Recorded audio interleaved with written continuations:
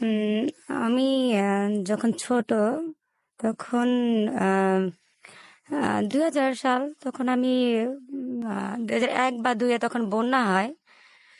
মানে পড়াশোনা তখন শুধু জানতাম যে পড়াশোনা করতে হবে, দেখতাম আমার আশেপাশের মানুষ পড়াশোনা করতেছে, আমার মনেও একটা ইচ্ছে ছিল যে আমি পড়াশোনা করব। কিন্তু আমার বাবা মা ভাই বোন মানে এদের ভিতরে কোনো মানে এদের মানে আমার ফ্যামিলিতে কোনো এডুকেশন কোনো লোক ছিল না যে তারা আমাকে স্কুলে পাঠাবে বা আমাকে বলবে যে তুমি স্কুলে যাও। তো একটা সময় আমার শুধু পড়াশোনার প্রতি আমার আগ্রহী ছিল।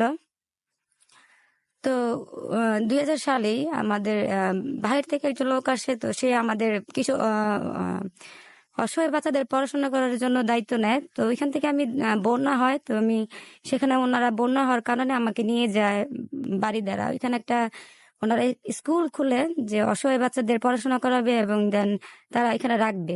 তো এখানে আমি চলে যাই, চলে যাওয়ার পর আহ ওনারা আমাকে দেখতেছে, আমি বড় হইতেছি, পড়াশোনা করতেছি, ভালোই যাচ্ছে দিন। আমার বাবা মার কাছ থেকে আমার ওনারা ওইখানে নিয়ে যায়। তো এখানে আমি প্রায় দীর্ঘ মনে হয় 6 বছর ছিলাম এখানে।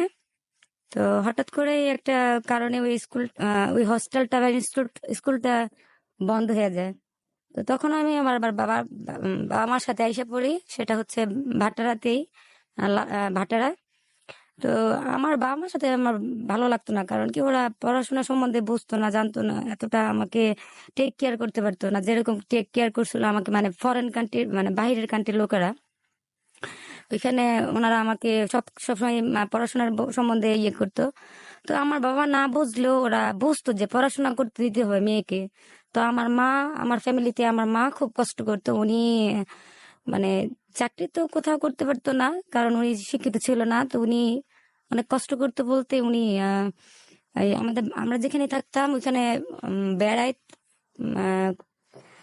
নাম ছিল ওইখানেই, নামটা আমি ভুলে গেছি, যে ওইখান থেকে গিয়ে মাছ ধরতো ওই ওই লোকেরা, ওই মাছগুলো আমার মা নিয়ে আসতো, নিয়ে আইসা এই ভাটার এলাকায় উনি বিক্রি করতেন। তো আমি চলে আসছি, তো তখন স্কুলে পড়াশোনা আবার বন্ধ হয়ে যায়। তো হঠাৎ করে আমার একটা ম্যাম আমাকে আবার স্কুলে ভর্তি করে দেয়, সেটা হচ্ছে ওনার নাম হচ্ছে সীমা ম্যাডাম, উনি আমেরিকায় থাকে। তো উনি আমাকে আমাদের এলাকার পাশেই গ্রেসতালিতে স্কুলে ভর্তি করে দেয় ক্লাস 5-এ। সেটা 2006 হবে, 6 ক্লাস 5-এ ভর্তি করা দেয় আমাকে। তো 6-এ ভর্তি করার পর আমি পড়াশোনা করতেছি। তো আমার সাথে মানে আমি যার কথা বলতে আসছি, আমি যার লাভ স্টোরি বলতে আসছি, সেও এই এলাকায় থাকে, আমার পাশেই ওই লালমাটিয়া বলে এরিয়াতে। তো ওইখানে থাকতো, আর আমি পাশে কালাম খন্দকারের বাড়িতে থাকতাম। তো আমি যখন হস্টেলে ছিলাম তখন ও আমাকে দেখার জন্য যাইতো। আমি তখন বারিন্দা থেকে দেখতাম যে ও আমাকে দেখতে আসতেছে। তখন আমি দেখতাম এই ছেলেটা আমাকে দেখতেছে। তো ভাবতাম কেন আসতেছে ও দেখতে আমাকে। তো তো ওইখান থেকে আমাদের প্রতি সপ্তাহে আমাকে একদিন ছুটি দিত। মানে হস্টেল ছিল, তো তো আমাদের প্রতিদিন আসতে দিত না, শুক্রবার আমাদেরকে ওইখান থেকে আসতে দিত। তো বাসায় আসতাম, তো দেখতাম যে ও সাইকেল চালায় চালা আমার পিছনে পিছনে আসতো। তারপরে আমার সাথে কথা বলতে চেষ্টা করতো। তো আমি কথা বলতে মানে কথা বলতাম না, কারণ আমার ভিতরে ছেলেদের সাথে কথা বলতে গেলে আমার যেন কেন একটা ভয় ভয় লাগতো। ছেলেদের আমি এতটা লাইক করতাম না, মেয়েদের যতটা লাইক করি। তো একটা দিন যখন আমি বাসায় চলে আসি, আমি একটা ফোন মানে হস্টেল থেকে তো চলে আসলাম বাসায়। তখন প্রথম আমার মা বলল যে মা, এখন তো আমার মামা বিদেশ থাকে, তো আমার মা আবার মোবাইলে কথা বলার জন্য খুব পাগল থাকতো, কারণ ওনার ভাই বাইরে ছিল, তো উনি কথা বলার জন্য খুব পাগল থাকতো। তো বলতেছে আমি তো মোবাইল চালানো বুঝি না, তুমি যেহেতু হস্টেল থেকে চলে আসছো একটা ফোন কিনি। তো আমি বলছি ঠিক আছে মা, তুমি যেহেতু চাইতেছো তাহলে আমরা একটা কিনি। তখন মোবাইল 1100 মানে এগারো মডেলের মোবাইলটা বের হয়, নোকিয়া। ওই মোবাইলটা আমার নামে রেজিস্ট্রেশন করে কিনি। তখন মোবাইল সম্বন্ধে এতটা ধারণা ছিল না, জাস্ট আমি ফোন ধরতে পারতাম আর ফোন দিতে পারতাম, এইগুলা। তো হঠাৎ করে ওই যে ছেলেটা আমাকে পছন্দ করতো সে আমার বাসায় আসলো। তো মোবাইল সম্বন্ধে অনেক কিছু জানার জন্য ওরে আমি ডাকলাম। তো ডাকার পর ও আমার মোবাইলটা ধরে আর কিভাবে যেন আমার নাম্বারটা নিয়ে গেছে, মানে ওর মোবাইল নাম্বারটা আমার মোবাইলে দিয়ে আমার নাম্বারটা ও নিয়ে নিছে। এমনি তো আমার নাম্বারটা নিতে পারতো না, কিন্তু ওরকম ভাবে ও নিয়ে নিছে নাম্বারটা। তো নাম্বারটা নেওয়ার পর ও আমাকে রিকোয়েস্ট কল দিতেছে, মানে মোবাইল সম্বন্ধে তখন ধারণা ছিল না, তখন আমার বয়সটা ওরকম ছিল না যে কিভাবে কি হয় বুঝে এত কিছু বুঝতাম না। ফোন দিছে আমাকে, তো রিকোয়েস্ট কল বলতেছে যদি আপনি রাজি থাকুন তাহলে আপনি এই নাম্বারে ফোনটা ব্যাক করুন, ওয়ান চাপুন বা না যদি রাজি যান থাকুন তাহলে দুই চাপুন। তো আমি না বুঝি ওয়ান চেপে দিছি, তো ওর কাছে আবার কলটা চলে গেছে। তো কথা বলতেছে, আমি তো আর বুঝি না যে নাম্বার থেকে ফোন আসছে, আমি ভাবছি কি নাকি ফোন দিছে। তো ও ফোন ধরছে, ধরার পর আমি তো ওর ভয়েস শুনে বলে মানে বুঝতে পারছি যে তুমি তো সাগর, তুমি আমাকে ফোন দিছো কেন? তো সে বলতেছে এমনি ফোন দিছি তোমাকে, ভালো লাগে তাই তোমার সাথে কথা বলতে মন চাইছে তার ফোন দিছি। তো তারপর বলছে কিভাবে ফোন দিলা, তোমার তো নাম্বার আসলো না। সে বলছে না, এটা অন্যভাবে কল দিলে নাম্বার আসে না। আমি বলছি "ও, তো কেন ফোন দিছো বললা?" মানে আমার আব্বু ছিল, তো আব্বু আবার ওরে অনেক মানে পছন্দ করতো না, কারণ কেউ অনেক ছেলেদের সাথে মিশতো। আর আমার আব্বু সবসময় মানে ছেলেদের কাছ থেকে বিরত রাখতো আমাকে, মানে কোনো ছেলেদের সাথে মিশতে দিত না, প্লাস কারোর সাথে কথা বলা পছন্দ করতো না, আমার মা বাবা দুজনই। তো ও আবার আমার বাবাকে ভয় পাইতো, পরে মোবাইলটা রাইখা দিছে। তেমনি এমনি সে ফোন আমাকে প্রায় দিত। আর আমি দেখতাম যে ও মানে আমার মানে আমি বুঝতে পারি না যে ও আমার পছন্দ করে। তো আমি স্কুলে যে আমি স্কুলে ভর্তি হই যখন, তখনও আমার পিছু পিছু ঘুরে। তো আমি একটা সময় ওর ফোন দিয়ে জিজ্ঞেস করি যে আচ্ছা তুমি আমার পিছনে পিছনে পিছনে কেন ঘুরো? তো ও বলতেছিল আমার তোমার কি পছন্দ হয়? তো আমি বলতেছিলাম পছন্দ হয় ঠিক আছে, কিন্তু আমার বাবা মা তো তোমাকে পছন্দ করে না, কারণ তোমার তো তুমি তো কাজ করো না, এবং আমি পড়াশোনা করি, তুমি তো পড়াশোনা করো না। আর আমি তো তাকেই পছন্দ করবো যে কিনা পড়াশোনা করে। তো বলতেছে আমি তো পড়াশোনা করতে পারি নাই, কারণ আমার মা বাবা তুমি তো মানে আমি জানতাম ওর মা এক জায়গায় বিয়ে হয়ে গেছে, আর ওর বাবা আরেক জায়গায় বিয়ে করে ফেলছে। তো ওর মার কাছে থাকতো, ওর মা অনেক কষ্ট করে ওরে রাখছে, ওরে চাইতো যে ভালো করার জন্য, কিন্তু ও এতটা ভালো থাকতো না, ওই ছেলেদের সাথে মিশতো। তো ও ছেলেদের সাথে মিশতো বিদায় আমার ওকে ভালো লাগতো না, কিন্তু ও দেখতে অনেক খুব সুন্দর ছিল দেখতে, মানে দেখতে গেলে বলবে না যে কেউ ছেলেটা খারাপ। তো আমি ক্লাস এইটে, ক্লাস 5, 6, 7, 8 উঠে গেছি। তখন মানে একটু বুঝতে পারি, আমার আমার ফ্রেন্ডরাও দেখতেছি যে মানে প্রেম টেম করে, ওরা কথা বলে যে এই ছেলেরা পছন্দ করে ওই ছেলের পছন্দ করে। তখন আমাকেও কেউ মানে একজন বলে যে আমি তোমাকে পছন্দ করি, কিন্তু আমার না সবসময় ওই মানে আহ, সাগরকেই ভালো লাগতো, মানে আমার এক্স হাজবেন্ড যে, ওকেই ভালো লাগতো। ওর মানে ওর ফিগারনেস, ওর ফিটনেস আমার খুব ভালো লাগতো। তো আমি, কেউ যদি আমাকে প্রপোজ করতো আমি জাস্ট না করে দিতাম যে না আমার বয়ফ্রেন্ড আছে, কিন্তু আমি কখনো আমার ওই এক্স হাজবেন্ডে বলি নাই যে আমি তোমাকে পছন্দ করি। তো আমি ক্লাস এইটে মানে উঠছি, তখন মানে কেন জানি আমার মনে হইতেছিল যে ওরে যদি আমি এখন না বলি বা ওরে পাশে না আনি, মনে হয় তো বা ও আমার কাছ থেকে চলে যাবে, কারণ দেখতাম যে অনেক আশেপাশের মেয়েরা, অনেক মেয়েরা ওরে পছন্দ করতো।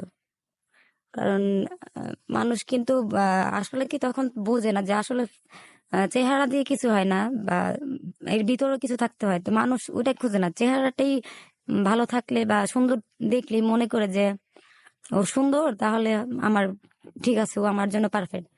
আসলে কিন্তু তা না, চেহারা থাকলে বা সুন্দর থাকলে কিছু হয় না। তো আমিও যে ভুলটা করেছি, তা আমি ভুল করেছি ওর সৌন্দর্য দেখে আমি ওর মানে ওর প্রতি আমার ক্রাশ ছিল। আর ও মানে অনেক সময় যদি ঘুরতে, মানে ও তো বলছে আমার পছন্দ করে, তো কোথাও গেলে আমি না করতে পারতাম না। ঘুরতে মানে কোথাও বেড়ানো আমার খুব পছন্দ ছিল, রিক্সায় করে। তো ওর সাথে চলে যেতাম। তো আর আমাদের যারা দেখতো, মানে বাস থেকে হোক বা রিক্সা থেকে হোক, দেখলে আমাদেরকে মানে হাতে ইশারাতে বলতে হতো যে আমরা দুজন দেখতে পারফেক্ট। তো এ থেকে আমার মনে আরো ভালো লাগা সৃষ্টি, যে আমাদের দেখতে দুজনকে যেহেতু ভালো লাগে, মনে হয় ওর সাথে আমি সারা জীবন কাটাতে পারবো, আর ওর পাশে থাকলে হয়তো বা আমি লেখাপড়াটা আরো করতে পারবো। আর ওর মনে হয় আমি লেখাপড়া ওর জন্যই আমার করা দরকার, কারণ যেহেতু ওর বাবা মা দুজনেই বাবা মার কাছ থেকে ভালোবাসা তেমনটা পায়নি। মা বিয়ে হয়ে গেছে আরেক জায়গায়, বাবা বিয়ে করে ফেলছে আরেক জায়গায়। ও ওরকম ভালোবাসা পাইনি, হয়তো বা আমার ভালোবাসাটা দিলে বা আমি ওর সাথে থাকলে বা ও আমার সাথে থাকলে আমি অনেক কিছু করতে পারবো। আমার ভিতরে ওরকম মানে ওই রকম মনটা মানে আমার কাজ করতো ভিতরে, যে আমার ভালোবাসা পেলে হয়তো বা সাগর চেঞ্জ হয়ে যাবে, বা আরো যেরকম সিগারেট খাইতো বা খারাপ ছেলের সাথে মিশতো, হয়তো বা আমি ওরে ভালো জায়গায় নিয়ে আসতে পারবো। তো ওরকম এর জন্য আমি ওর সাথে সঙ্গ দিতাম, চলতাম। তো অনেকেই বলতো যে ও অন্য মেয়েদের সাথে মেয়েদের পছন্দ করে। তো আমি না দেখা সত্ত্বে তো একটা কথা বিশ্বাস করতে পারি না যে ও আরেক মেয়েদের পছন্দ করে বা লাইক করে। তো আমি সব সময় চোখে চোখে রাখতাম যে আসলে কি ঠিক তাই নাকি। কিন্তু আমি দেখতাম যে ও কোনো মেয়েদের সাথে কথা বলতো না, কিন্তু প্রায় বিজি থাকতো। তো তখন বিজি থাকলে জিজ্ঞেস করতাম, তুমি বিজি কেন ফোনে, কার সাথে কথা বলো? তো বলতো যে আমার ফ্রেন্ডের সাথে কথা বলতেছি, ওর সাথে কথা বলতেছি। তো আমি কখনো দেখি নাই কোনো মেয়ের সাথে কথা বলতে, কিন্তু দেখতাম যে মেয়েরা ওর জন্য অনেক পাগল। মেয়েরা বলতো আমাকে দেখলে যে সাগর তো আমাকে পছন্দ করে। তো আমি বলতাম, সাগর তোমাকে পছন্দ করলে তা আমাকে কেন করে? আমি তো দেখি যে ও আমাকে ফোন দেয়, আমার সাথে কথা বলে, আমার জন্য পাগল। আমার স্কুলের সামনে গিয়ে দাঁড়ায় থাকে। আমি কখন স্কুল থেকে আসবো, আমার বাসায় আমি যখন বাসায় আসি তখন তো আমার দরজার সামনে দাঁড়ায় থাকে। তাহলে তোমাদের জন্য পাগল থাকলে ওগুলো করে না কেন? আর আমি তো দেখি না তোমাদের সাথে মানে কথা বলতে। তো সবসময় ওদের মেয়েদের সাথে কথা বলে আমি দেখতাম যে ও আসলে কি ওদেরকে পছন্দ করে নাকি আমাকে। কারণ অনেকগুলো মেয়েই বলতো যে ও মানে 3-4টা মেয়েদের সাথে ও রিলেশন ছিল। তো এর মধ্যে একটা মেয়ে, ওর নাম ভানু। তো ও আমাকে বলতেছে, সাগর আমাকে অনেক পছন্দ করে, তুমি জানো সে আমার জন্য মরতে পারে। তো আমি বলতেছি আমি জানি না তোমার জন্য মরতে পারে কিনা, কিন্তু এতটুকু জানি যে আমি যদি ওরা বলি আমাকে ও বিয়ে করতে পারে। আমি যদি বলি ও আমাকে বিয়ে করবে। তো বলতেছে কখনোই না। আমি বলছি ঠিক আছে, যদি তুমি মনে করো যে তোমাকে পছন্দ করে তাহলে তুমি বিয়ে করে দেখাও, আর আমি যদি মনে করি যে আমাকে পছন্দ করে তাহলে আমি বিয়ে করে দেখাবো। মানে আমাদের দুজনের মধ্যে প্রতিযোগিতা লাগে। কিন্তু সে সময় প্রতিযোগিতাটা মনে হয়েছিল যে আমার জন্য সেটা ঠিক না, কারণ একটা অশিক্ষিত মেয়েদের সাথে তর্ক করে আর ওর জন্য তর্ক করাটা, আমার তো প্রতিযোগিতা লাগাটা আমার মনে হয় এখন ঠিক ছিল না। তো আসলে যাই হোক, ওই মেয়েটা ওর জন্য পাগল ছিল। তো আমি তো কখনো কারোর সাথে দেখি নাই যে ও মেয়েদের সাথে ঘুরে ফিরে। তো হঠাৎ একদিন আমার যে এলাকা আহ নতুন বাজারে একটা মেয়ের সাথে ও আহ, মানে যাইতেছে পিছনে পিছনে, আর মেয়েটার সাথে কি যেন কথা বলতে বলতে হাসতে হাসতে যাইতেছে। তো আমি একবার শুনছিলাম যে এই মেয়েটাকে ও পছন্দ করে, তো কখনো দেখি নাই। তো আমার কথা ও যেহেতু আমি যেহেতু দেখছি, তাহলে দেখি যে ও বলে কিনা যে আমি ওর সাথে কথা বলছি বা আমি ওর রাস্তায় দেখছি কথা বলছি। তো ও আনফর্চুনেটলি আমাকে ফোন দেয়। ফোন দেওয়ার পর আমি জিজ্ঞেস করতেছি, আচ্ছা তুমি একটু আগে কোথায় ছিলা? বলে বাসায় ছিলাম। আমি মনে মনে ভাবতেছিলাম সে তো বাসায় ছিল না, আমি তো একটু আগে দেখলাম সে রাস্তায় একটা মেয়ের সাথে হাঁটতেছিল। তো সে কেন বললো সে বাসায় ছিল? মানে আমি বুঝতে পারলাম তার ভিতরে কোনোটা মানে হাইড করার ভিতর কিছু আছে। আর আসলে মানে ও লুকাচ্ছে, আমার কিছু লুকাচ্ছে আমার আমার কাছ থেকে। তারপর সে বলতেছে আমি তোমাকে দেখতে চাই। তো বলছে আসো। তো বলতেছে কোথায় আসবে? আমি বলছি আমার বাসার এখানে আসো। তো সে আমার বাসার এখানে আসে, তখন রবির কোম্পানির গাড়িগুলো আমার বাসার এখানে থাকে। তো এখানে পাশেই বসছে, ও গাড়ির এখানে বসছে। তো আমার ভিতরে একটা জিদ মানে কাজ করতেছিল, কেন ওই মেয়েটার সাথে আমি দেখলাম। তো ও কেন মিথ্যা কথা বলছে এর জন্য আমি একটা ওকে মানে ওটা দেখার পরে আমি বা হাত দিয়ে আমি আর একটা জোরে থাপ্পড় মারি। কিছুই বলি নাই, ওর একটা আমি থাপ্পড় মারি। মারার পর ও গালে হাত দিয়েছে, যার মানে অনেক জোরে পড়ে গেছে থাপ্পড়টা, আর আমিও বুঝতে পারিনি। তো গালে হাত দিয়ে চলে গেছে বাসা, মানে কিছুই বলে নাই, মানে ওর খারাপ লাগছে তো চলে গেছে। আমার আর ভালো লাগে নাই ওরে মানে আমি ওরে প্রথম গায়ে হাত দিছি। তো বিষয়টা গিয়ে আমার বোনকে আমি বললাম, আমার খালাতো বোনকে বলতেছিলাম, আপু আমি না আজকে সাগরে মারছি। বলতেছে কেন? আমি বলছি ও তো দেখলাম রোমা নামের একটা মেয়ে পিছনে পিছনে হাঁটতেছিল, ও অস্বীকার করছে। তো ওর জন্য আমি ওর একটা থাপ্পড় মারছি। তো এটা তো আমার বোন বলতেছে এটা তো ঠিক হয় নাই, তুই তোর গায়ে হাত দিছস, এটা তো ঠিক হয় নাই, তোর ওর কাছে মাপ চাওয়া উচিত। তা আমি বলতেছি এখন যদি ওর কাছে মাপ চেতে যাই, ও যদি আমাকে কিছু করে? বলতেছে না, আমি আছি, তুই আয়। তো আমি আবার আমার আপুর কথা শুনছি।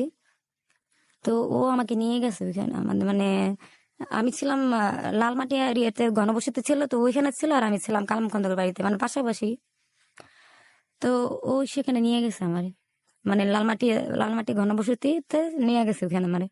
তো এখানে গিয়ে দেখতেছি ও জুয়া খেলতেছে, প্লাস আমি তখনই দেখতেছি ও মানে স্মোকিং মানে ড্রাগস যে গাঞ্জা খায় এগুলা মানে অনেক গন্ধ।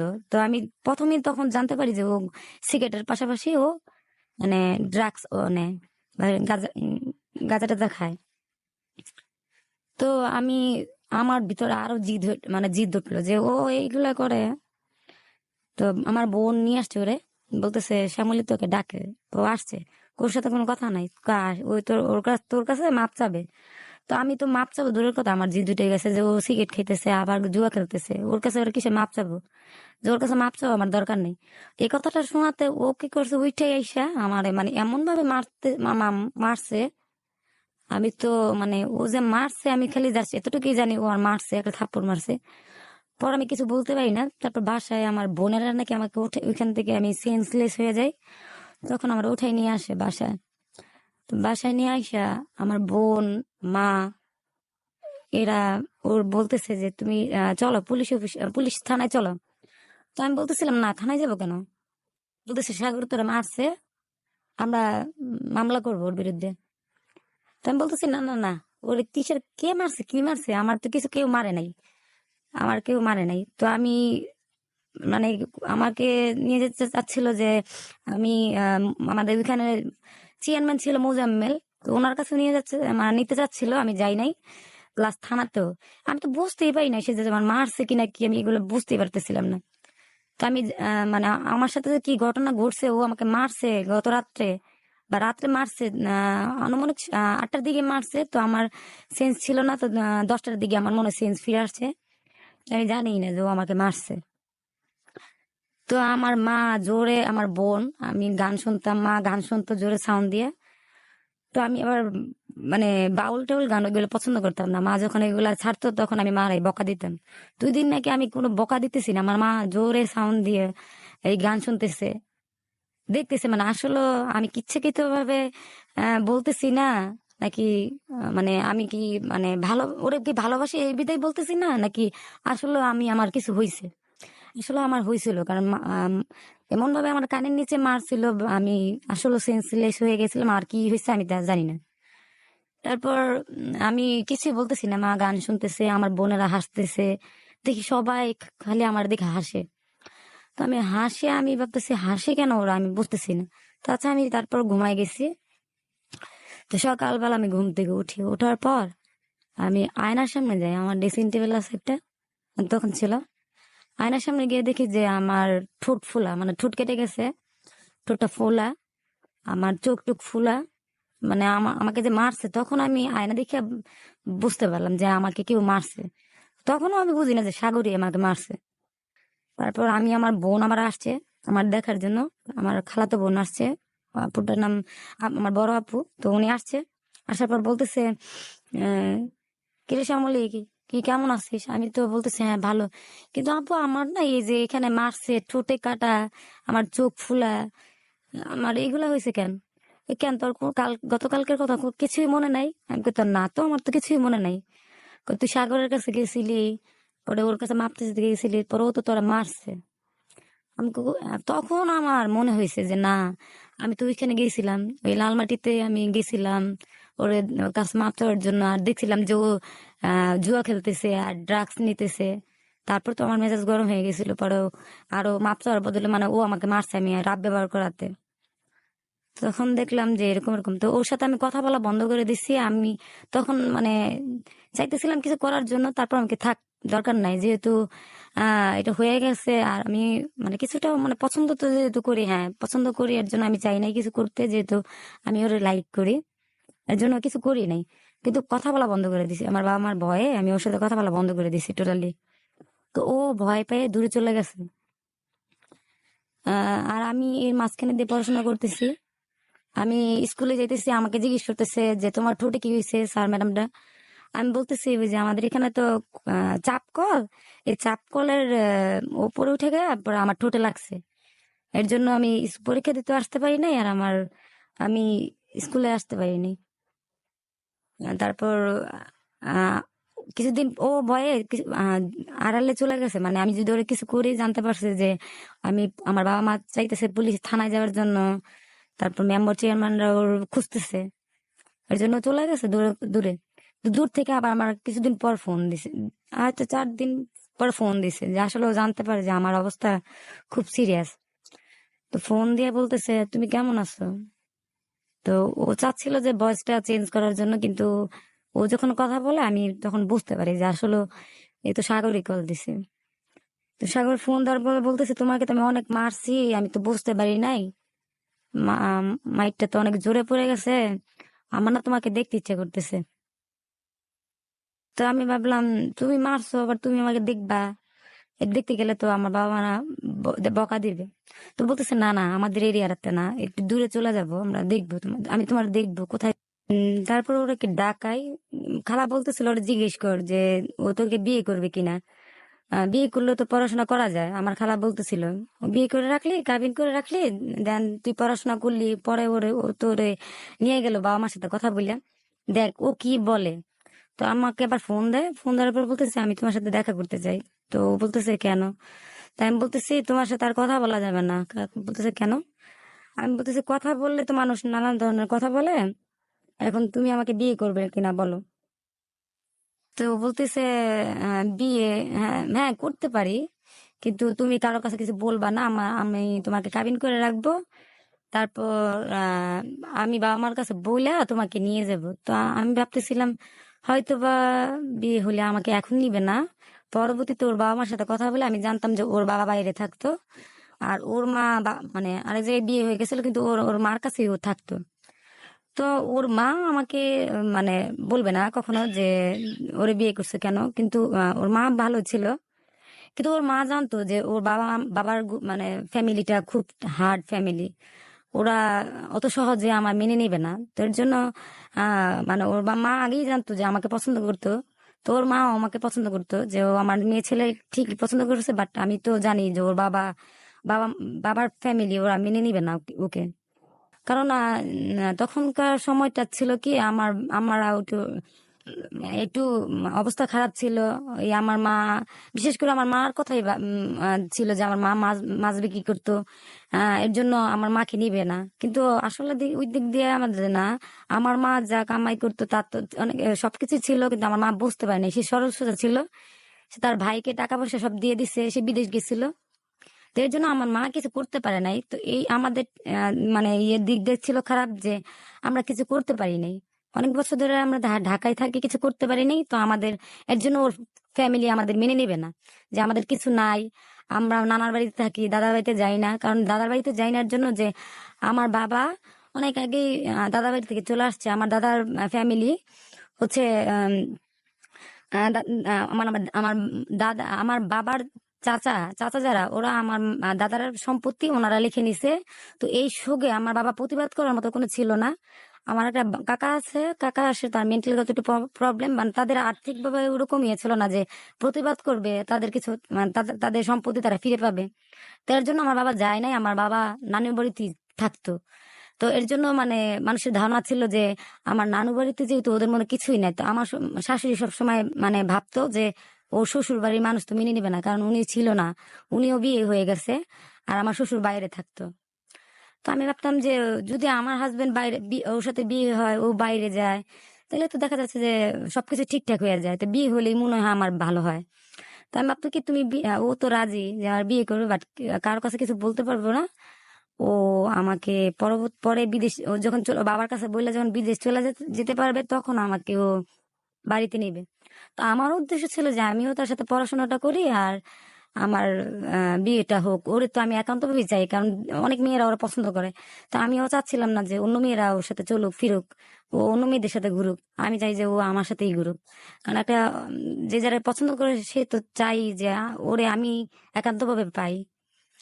তো আমিও চাইছিলাম যে ও একান্তভাবে আমার হোক, আমি ওর সাথে ঘুরি, ও আমার আমার সাথেই ঘুরুক, আমার কথাই ভাবুক। তো রাজি হয়েছে ও। আর এ মাসেই আজকে আমি আসলাম।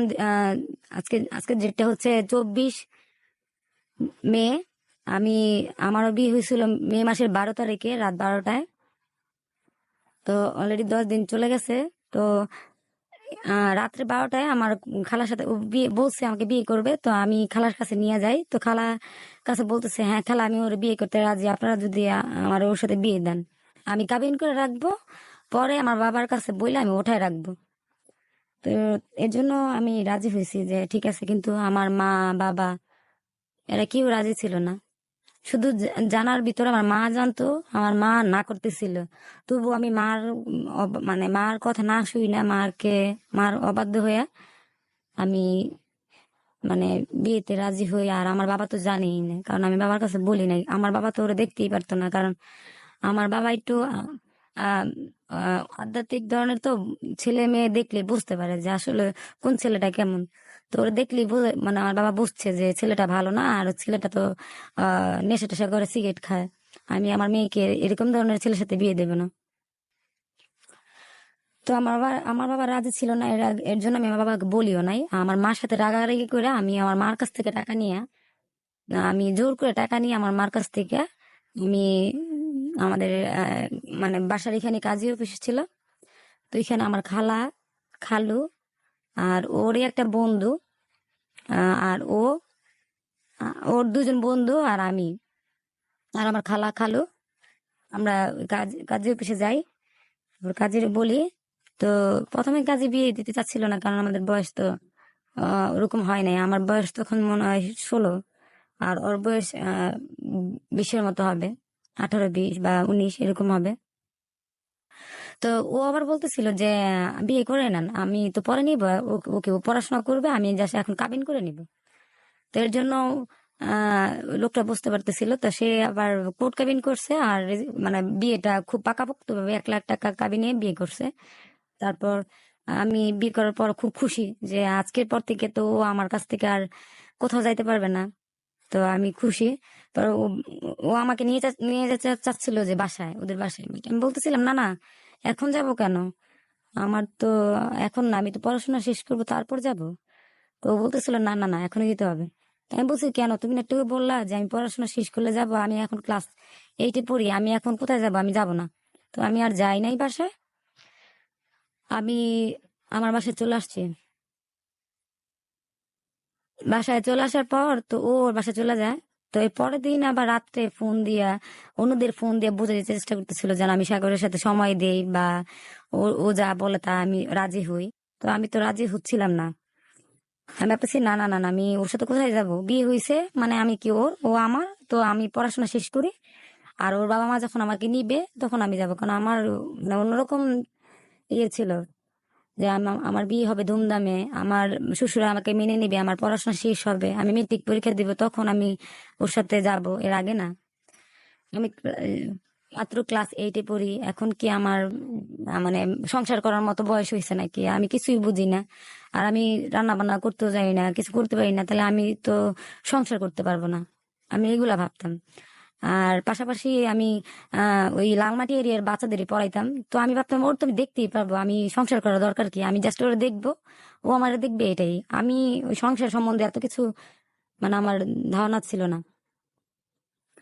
তো আমি ওকে জায়গা দিই, মানে ওর ওর কথা শুনি না, এর জন্য ও অনেক রাগ। তবুও ও বুঝে শুনে আমাকে মানে ঘুরানোর কথা বলে আমাকে বলতেছে চলো আমরা ঘুরে আসি। তো আমি তো ঘোরার জন্যই রাজি ছিলাম। তো ঘুরতে গেছি, তো অনেক রাত বেজে গেছে।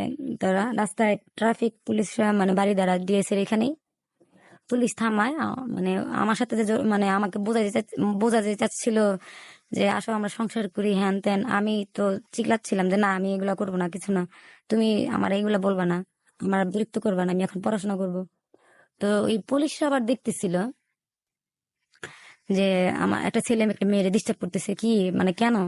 তো ওরা আমাদের ডাকাইছে যে আসলে ওরা কি হাজবেন্ড ওয়াইফ নাকি বয়ফ্রেন্ড গার্লফ্রেন্ড ডাকাইতেছিল। তো ডাকাইছে, আমাকে প্রথম ওরে নামাইছে, নামানোর পর আমার বলতেছে ও তোমার কি হয়? তো আমি বলতেছি হাজবেন্ড। তো বলতেছে কবে বিয়ে হয়েছে? আমি বলছি গত রাত্রে।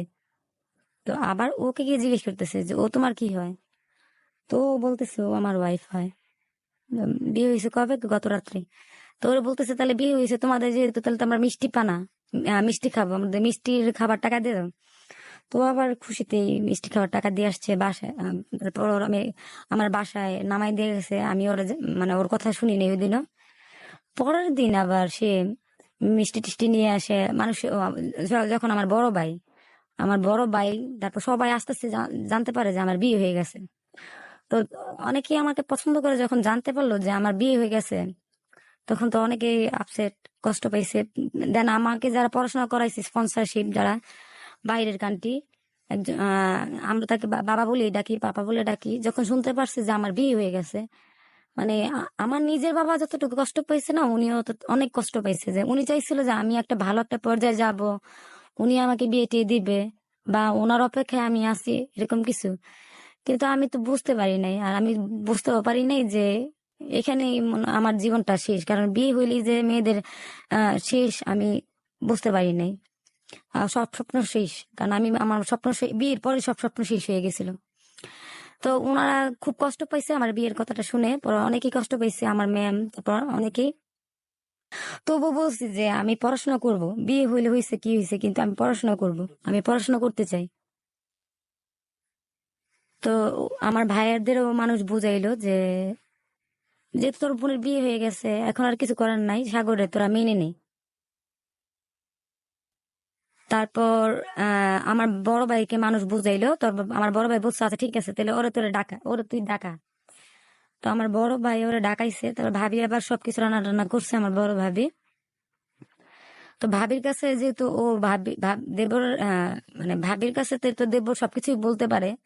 তো ও আবার বলতেছে যে ভাবি আমি আপনার ননদের সাথে, মানে মানে ও বলতেছে একসাথে থাকতে চাই, আপনি ব্যবস্থা করেন ভাবি, বিয়ে করছি কেন, আপনি তো বুঝতেই পারেন।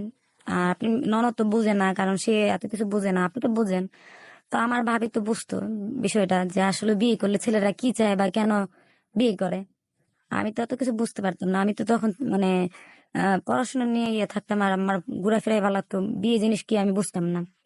তো যাই হোক, আমার ভাবি ওরে খাওয়াইছে, মানে খাওয়াইছে টাওয়াইছে। একটা সময় আহ আহ, আমার বাবা চলে আসছে, বাসায় এসে দেখতেছে যে আমার ভাবি ওরে খাওয়াইতেছে, পরে আমার বাবা ওরে মারছে। পরে আমি আর বাবারা বলতেছি বাবা তুমি ওরা মাইরো না, কারণ আমি যেহেতু বিয়ে করে ফেলছি, এখন তো তোমার মেয়ের স্বামী, তাহলে ওরা তো মারলে তোমার হবে না। আর বাবা বলতেছে তুই এইটা কাজ করলি, ও তো ভালো না, ও তো তোর জীবন ধ্বংসই করে দেবে, কোনোদিন তোর ভালো করবে না। আমি বাবারও বলতেছিলাম বাবা সবাই তো ভালোরে বিয়ে করতে চায়, আমি যদি খারাপ ছেলেরে বিয়ে করে ভালো করতে পারি, মানুষ যদি বলে যে শ্যামলী সাগরের বিয়ে করছে, ও খারাপ ছিল, ওর মা ছিল না, বাবা ছিল না, কিন্তু ওরে ভালো করছে, তাহলে তো দেখা যাচ্ছে যে বিষয়টা ভালো। আমি বাবা আমি না ওরে ভালো করতে চাই, তুমি না আমার জন্য দোয়া করো, আর আমি ভুল করে ফেলছি, তুমি আমার মাফ করে দাও বাবা। তো আমার বাবা তখন, আমি যখন পা ধরে ফেলছি আমার বাবা আর কিছু বলতে পারে নাই। আমার বাবা বাসায় চলে গেছে, ঘরে চলে গেছে। তো পাশের বাসার একটা আন্টিও আমার খুব পছন্দ করতো, তো উনিও ওর আব্বা বার করতেছিল। তো ওনার সাথে ঝগড়া করতেছিলাম। তো ওনার সাথে এর আগের দিন ঝগড়া করছি, পরের দিন আমি ভাবতেছি যে না, আমি যদি নতুন জীবন শুরু করবো বা কিছু, আমার ভাবি বুঝাইতেছিল। তো এই খালার কাছে গিয়ে আমি মাপ চেয়ে আসি যে খালা আমার তো বিয়ে হয়ে গেছে, আমি তোমার ছেলের কাছে বিয়ে বসতে পারি না, এই আঙ্কেল আমাকে অনেক পছন্দ করতো, তুমি আমার মাফ করে দিও, আমি যেহেতু নতুন সংসার করতেছি, আমি যেন জীবনে সুখী হতে পারি। তো খালা আবার বলতেছিল না না না না, তুই জীবনও সুখী হবি না, আমার অভিশাপ সবসময় তোর উপর থাকবো, তুই আমার ছেলের কাছে বিয়ে কর, আমার ছেলের পছন্দ করিস নাই, আমার স্বামী তোর পছন্দ করে গেছে, তুই কিনা ওরা পছন্দ করছস। আর সবসময় আমি তোর তুই যতদিন সংসার করবি ততদিনই তোর উপর আমার বদদোয়া থাকবো, তুই কোনোদিন সুখী হতে পারবি না। তো আমি আবার চলে আসছি, তো আমি তো থাক, খালা মনে হয় বলছে কিছুই হবে না, তো ওনার তো কাছে আমি মাপই চাইছি, চলে আসছি। তো আমার তখন মানে ফার্স্ট, মানে সংসার, আমার ভাবি আমার ওর সাথে একসাথে থাকতে দিল।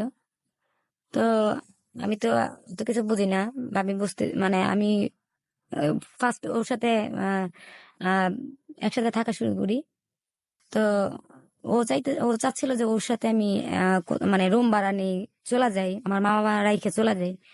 কিন্তু আমি চাচ্ছিলাম না পড়াশোনা শেষ না করে ওর সাথে কোথাও চলে যাওয়ার মানে সিদ্ধান্ত নেওয়ার। আমি বলতাম না এখন যাব না, আমি পড়াশোনা করতে দাও, তোমার তুমি যা বলছো তা আমার, তুমি তা ওয়াদা পূরণ করো, তোমার বাবা মাকে বলবা আমার পড়াশোনা এসব হবে তখন আমি যাব। তো ওর সাথে না, ও যখন প্রথম আমার সাথে মানে রিলেশন মানে প্রথম দিন আমার একসাথে থাকার পরের দিন যেহেতু আমি ওর কথা শুনি না, এর জন্য ও আমার সাথে রাগ রাগ ও চলে গেছে। আমি ভাবছি চলে গেলে চলে যাক, আমি আমার জায়গায় থাকবো, আমি আমার কথা রাখবো, আমি পড়াশোনা করব, আমি ওর কথা শুনবো না। যাই হোক, ও তো এখন আমার স্বামী, ও যদি অন্য মেয়েদের সাথে চলে যায় চলে যাক, এখন আমি ওইটা কেয়ার করি না, আমি পড়াশোনা করবো। তো বলতে বলতে আমি ক্লাস 8-এ আমি তখন পড়তেছি, পরীক্ষা দিতেছি আমার ফাইনাল এক্সাম। তখন আমাদের প্রথম ঈদ আসে। তো প্রথম ঈদ আসলে তো সবাই চায় যে স্বামীর কাছ থেকে বউ কিছু পাক, কেনাকাটা করে দেখ। আর শ্বশুর বাড়ি থেকেও মানে আমার হাজবেন্ডের যারা কিছু কিনে দেয় সবাই চায়। তো আমি বাবারা বলতেছিলাম, ওর তো আর্থিক অবস্থা বাবা ভালো না, তোমাদের তো ও কিছু দিতে পারবো না, আর মনে হয় আমারও কিছু দিতে পারবো না। তুমি না বাবা কিছু কিনা দাও না ওরে, যে যেহেতু ঈদ আসছে। তো আমার বাবা বলতেছে ঠিক আছে মা, তুই কি কি কি কি চাস ওরে আমি কিনে দেই। তো আমার বাবা বলছে বাবা ওরা একটা প্যান্ট কিনা দাও, ওর একটা শার্ট কিনা দাও, আর ওর মার জন্য একটা শাড়ি কিনে দাও। তো বাবা আবার এগুলোই কিনছে, কিন্তু ওদের বাসা থেকে আমাদের কিছু কিনা টিনা দেয় নাই। তো ও আমার সাথে আর যোগাযোগ করে না। তো আমি যোগাযোগ করলাম, আমি ও কোথায় আছে আমি আহ মানে বের করতে চেষ্টা করলাম যে ও কই আছে। তো আমি গিয়ে দেখি যে ও তখনকার লালমাটিতে ইয়াতে একটা খালি জায়গা ছিল। তো আবার ওই যে রোলিং মানে সাবান এগুলা দিয়ে খেলা, মানে একটা গোল ইয়ে ছিল যে ওই সাবানে মানে ফেললেই ওই সাবানটা যে রাখতে পারবে এখানে, ওই সাবানটা তার হয়ে যাবে, বা এই তেলের বোতল ওর হয়ে যাবে, এরকম এই ধরনের খেলা ও দিছে। খেলাটার নাম আমি ভুলে গেছি, যাই হোক ওই খেলাটা দিছে। তো দেখতেছি যে সবাই খেলতে, মানে ঈদের দিন যেহেতু না অনেক মানুষ লোকজন ছিল, তো সবাই এই খেলা খেলতেছে। আর এই এই খেলার মেইন ইয়ে ছিল ও। তো আমার বাবা যায় নাই, আমি এই জিনিসগুলো নিয়ে গেছি। তো আমি বলতেছি তুমি ও আমার সাথে কথা বলে নাই রাগ। তো আমি নানুর কাছে গেছিলাম, ও নানির কাছে ছিল। তো নানির কাছে আমি গেছি, পরে নানি আবার ঈদের দিনে সেমাই টেমাই এগুলো সব রান্না বান্না করছে। পরে আমার দিকে ও নানি আবার আমার খুব পছন্দ করতো, তো এগুলো সব রান্না বান্না করছে আমাকে খাইতে দিছে। তো আমি আবার খাইতেছিলাম। এই মুহূর্তে একটু পরেই আবার আমার হাজবেন্ড মানে এক্স হাজবেন্ড চলে আসছে। আসার পর ও বলতেছে তুই আসছিস কে? পরে আমি বলতেছি আমি তোমার জন্য কেনাকাটা করে নিয়ে আসছি, এগুলা দরকার নেই। পরে বইলা ও আবার খাইতেছিল। তো ওরে যে একটা মেয়ে পছন্দ করতো, ভানু, সেই মেয়েটা তার দরজার সামনে দিয়ে যাচ্ছে। তো এমনি তো সে আমার সাথে কথা হয় না, আমার ভিতরে একটু রাগ। আবার ঈদ আসছে, আমি ওর কাছে কিছু পা না। প্রথম যেহেতু আমার বিয়ের প্রথম বছর, আমি তো স্বামীর কাছে কিছু পাই, সে আমাকে কিছু কেনাকাটা করে দেয়ও নাই, আমি নিয়ে আসলাম। আবার তারপর দেখি ওই মেয়েটা যখন যাচ্ছে ও গান গাইতেছে, ও পিয়া ও পিয়া তুমি কোথায়। তো আমি বলতেছি আচ্ছা আমার সাথে কথা বলতে পারো না, ওই মেয়ের দেখে তুমি গান গাইতেছো কেন? তো কে বলছে? আমি বলি এখনই তো দেখলাম তুমি ওরে দেখে গান গাইতেছো। মানে এখনো সেই মেয়ের সাথে সম্পর্ক আছে। আর এই মেয়ে আমার বিয়ের কথা শুনেও আমি ওর বলছিলাম যে তুমি বিয়ে করে দেখাও, না হয় আমি বিয়ে করে দেখাবো। তো ওই মেয়ে, আমি বিয়ে করে ফেলছি, তার ভিতরে জিদ যে আমাকে সংসার করতে সে দেবে না।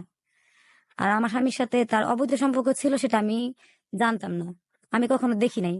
তো আমার বিয়ের পরও সে কি তাকে সেই অবৈধ সম্পর্ক তাদের ভিতরে ছিল, যার জন্য আমি যখন আসছিলাম সেই মুহূর্তে সে আসছে।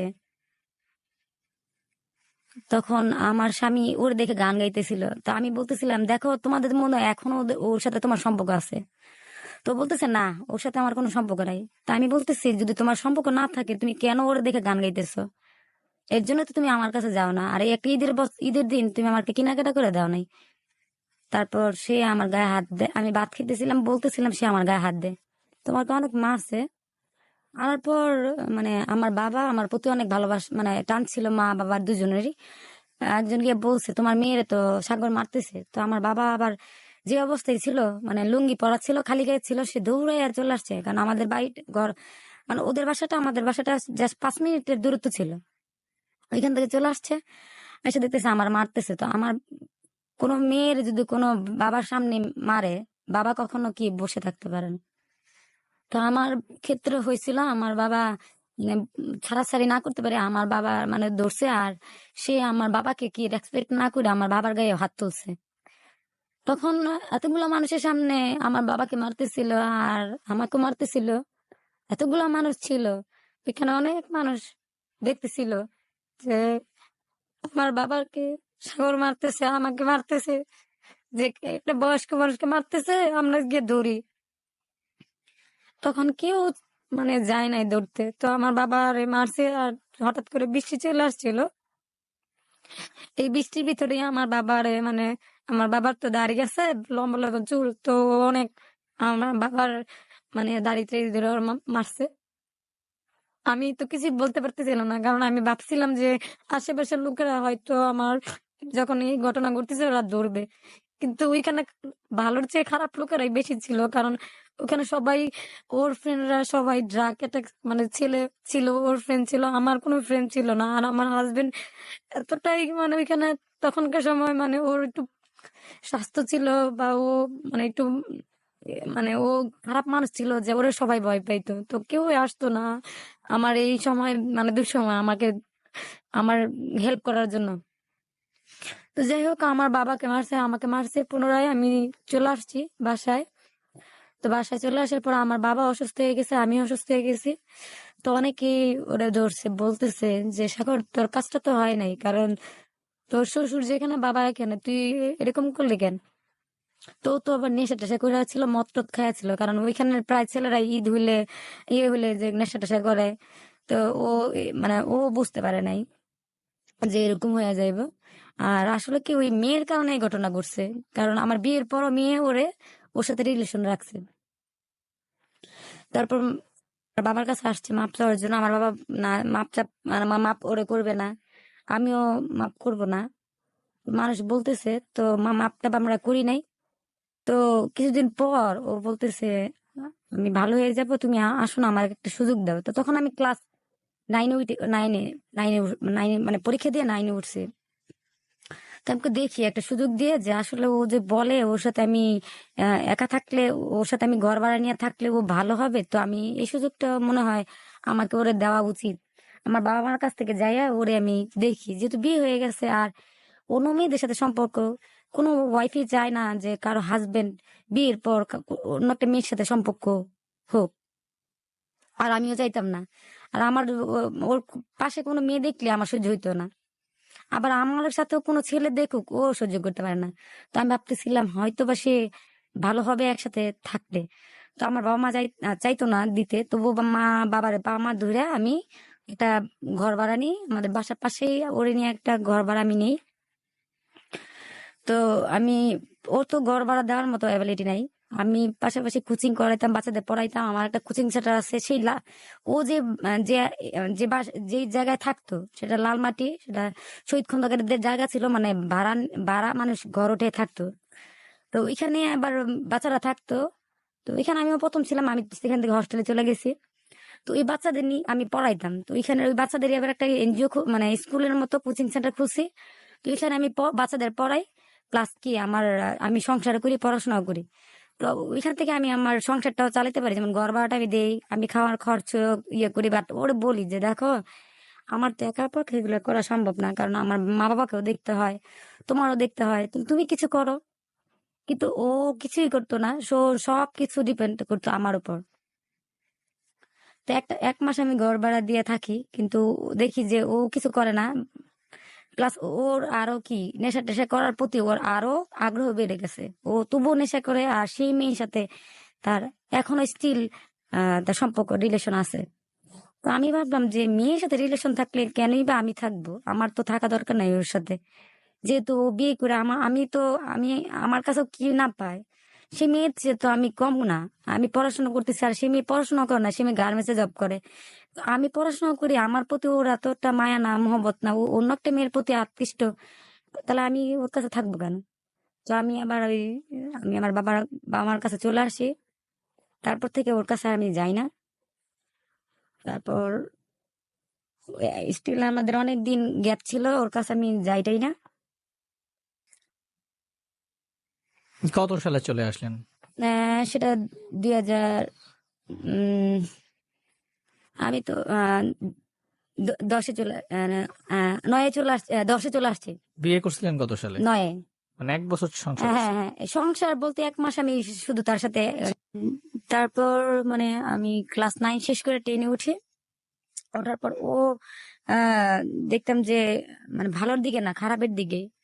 তো আহ, কিছু মানুষ বলতেছিল ওরে তুই আবার সুযোগ দে, দেখি ও ভালো হয় কিনা। একজন বলতেছিল যে তুমি এক কাজ করো, ওরে নিয়ে শাহালি মাজার যাও, ওরে দিয়ে তুমি মানে ওয়াদা করাও যে সে ভালো কিছু করবে, সে ড্রাগ ট্রাক নিবে না, সে তোমার বাবা মাকে মারবে না। তারে ওই মাজারে যাও, তারে গিয়ে তুমি মানে শপথ করাও যে সে ভালোর দিকে যাবে, তবেই তুমি ওর কাছে যাবে, এর আগে না।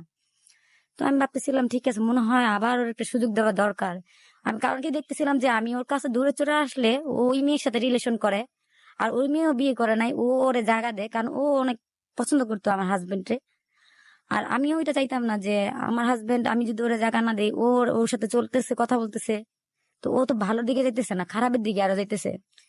আর আমিও তো ওরে ভুলতে পারতেছি না, কারণ আমিও ওরে ছাড়া থাকতে পারতেছিলাম না, কারণ যেহেতু এটা আমাদের লাভ ম্যারেজ ছিল, আমি ওর অনেক পছন্দ করতাম, ও করতো, তা আমি চাইতেছিলাম না যে ওই মেয়ের সাথে ওর কোনো সম্পর্ক থাকুক। তারপর একদিন বলতেছে আমারই দুঃসম্পর্কের আপু হয়, তো সে বলতেছিল ওরে নিয়ে তুই মাজারে যা, মাজারে গেলে ওরে দিয়ে শপথ করা যে ও ভালো হয়ে যাবে। তা আমি বলছি আচ্ছা ঠিক আছে দেখি।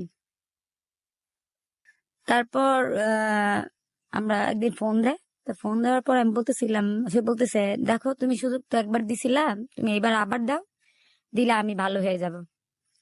তো আমি বলতেছিলাম মনে হয় এবার সুযোগ দিলে নিশ্চয়ই মনে হয় ভালো হবে। তো আমি বলতেছি না, আমি এভাবে দিব না, তুমি আমার সাথে আমার মিরপুর মাজারে নিয়ে যাবা। তারপর মিরপুর মাজার থেকে আসার পর দেখা যাক কি করা যায়, যদি আমার মনে হয় যে তোমার সাথে আমি থাকতে পারবো থাকবো, আর না হলে আমি তোমার ডিভোর্স দিয়ে দেবো। তা বলছে ঠিক আছে। তা ওই দিন বৃহস্পতিবার আমরা রাত 8টার দিকে মিরপুর যাই। মিরপুর যাওয়ার পর আমরা সারা রাত মিরপুরে ছিলাম।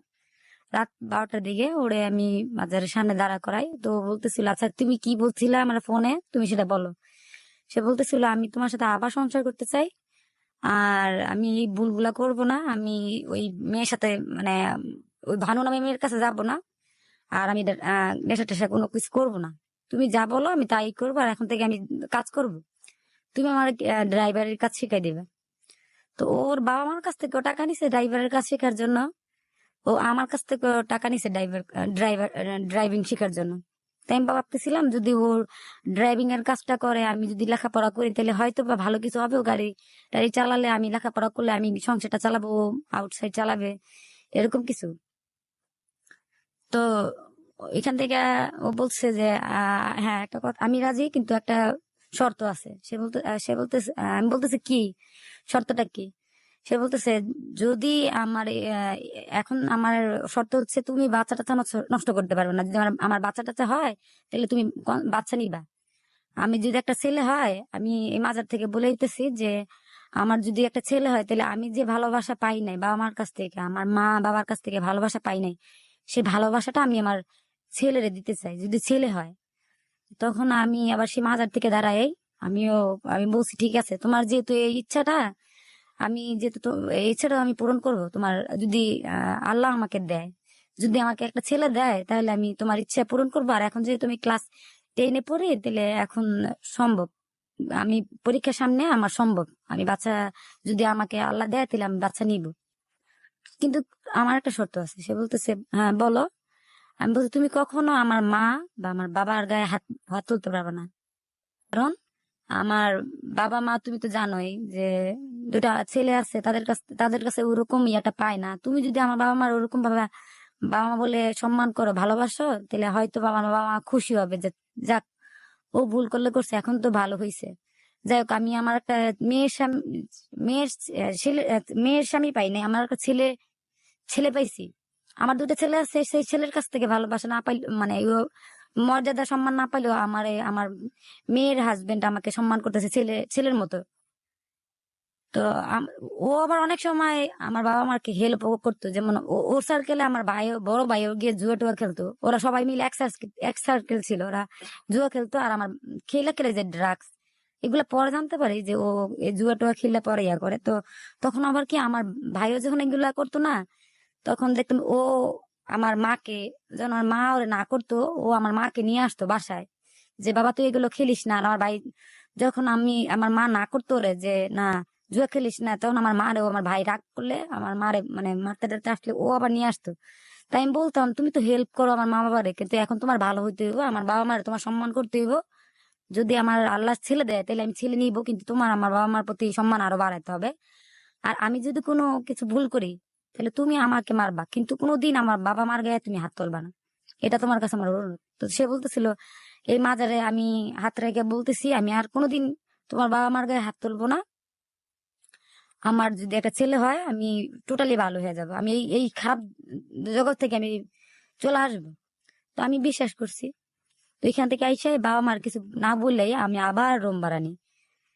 আমাদের এখানেই এখন সেটা ফ্যামিলি বাজার হয়েছে, তো সেখানেই আমি বাসায় ভাড়া, মনে হয় আমার সংসার জীবনে এখন 14 বছর, আমি মনে হয় ওর সাথে 1 বছর সংসার করি নাই, কিন্তু এই ফার্স্ট যখন আমি ওখান থেকে চলে আসি আমি ওর সাথে 6 মাস, দীর্ঘ 6 মাস সংসার করি। তো এর ভিতরে হচ্ছে কি ওইখান থেকে নিয়ে আসছে, ভালোই চলতেছিল 1 মাস। এরপরে কি হয়েছে, আমার টেস্ট পরীক্ষা, ওর হঠাৎ করে মানে জুয়া খেলার টাকা নাই, নেশা করার টাকা নাই। পর আগের দিন সব রাত ও আমাকে টাকা টাকা চাইতেছে, পর আমি টাকা দেই নাই। পরের দিন টাকা দেয় না আমার, টাকা দেই নাই বিদায় ও কি করছে, আমার বই খাতা মানে এসএসসি পরীক্ষা তখন 2010 সালে সরকার থেকেই বই খাতা দেয়। আর তখন ঘোষণা হয়েছে যে সকল প্রাইমারি স্কুলের আহ বই খাতা সবকিছু সরকার থেকে আসবে, লাইব্রেরি তার পাওয়া যাবে না। তো তখনই সেই বই খাতাগুলো ও আমি ঘুমাইছিলাম রাত্রে, পরের দিন সব রাত। তো ঘুমানোর পর ও তো আমার বই খাতা, আমি জাগ্রত থাকলে বই খাতা গুলো নষ্ট করতে পারবে না। আমি ঘুমাই যখন ছিলাম তখন আমার হাত পা বাঁধছে, তো আমি ভাবছি মনে হয় দুষ্টুমি করতেছে, আমার হাত পা বাইদা আর কি করবে। তো ও দেখে হাত পা বাইদা আমার বই খাতাগুলা, তো পরের দিন আবার বৃষ্টি হয়েছিল। তো একটা জায়গায় মানে গর্ত হয়েছিল, বৃষ্টির পানি সব ওইখানে জমছিল। তো ওই ওই করছিল কি ওই সব বই খাতা ওই মানে আমি মানে হঠাৎ করে ঘুম থেকে উঠলে কিন্তু মানুষ কিছুই বলতে পারে না বা কি হইতেছে বুঝতে পারতেছে না। ও দেখি যে আমার বই খাতাগুলো সবগুলো নিয়ে ও ওই গর্তে মানে ডাবাইতেছে আর পাড়াইতেছে যে মোল্লার যে স্বপ্ন সে শেষ, আজকে থেকে তুই আর পড়াশোনাই করতে পারবি না। ও ডাবায় আর বলতেছিল, আমি ওর পায়ে ধরতেছি, ভাই তুই আমার বই খাতাগুলো নষ্ট করিস না, তুই আমার পড়াশোনা করতে দে, আমার অনেক ইচ্ছা আমি পড়াশোনা করব, তুই আমার বই খাতাগুলো নষ্ট করিস না। তো ও কিছুই শুনলো না। তারপর আমার পাশের বাসায় আমার বান্ধবীর মা, উনি বলতেছে দেখ ও অনেক কষ্ট করে লেখাপড়া করতেছে, ওর মা অনেক কষ্ট করে, তুই ওর এরকম করে ওর স্বপ্নগুলা নষ্ট করিস না। ওর কিসের স্বপ্ন, ওর ওর ওর পড়াশোনা করার কোনো মানে ওরিয়া নাই, ওর পড়াশোনা করার দরকার নাই।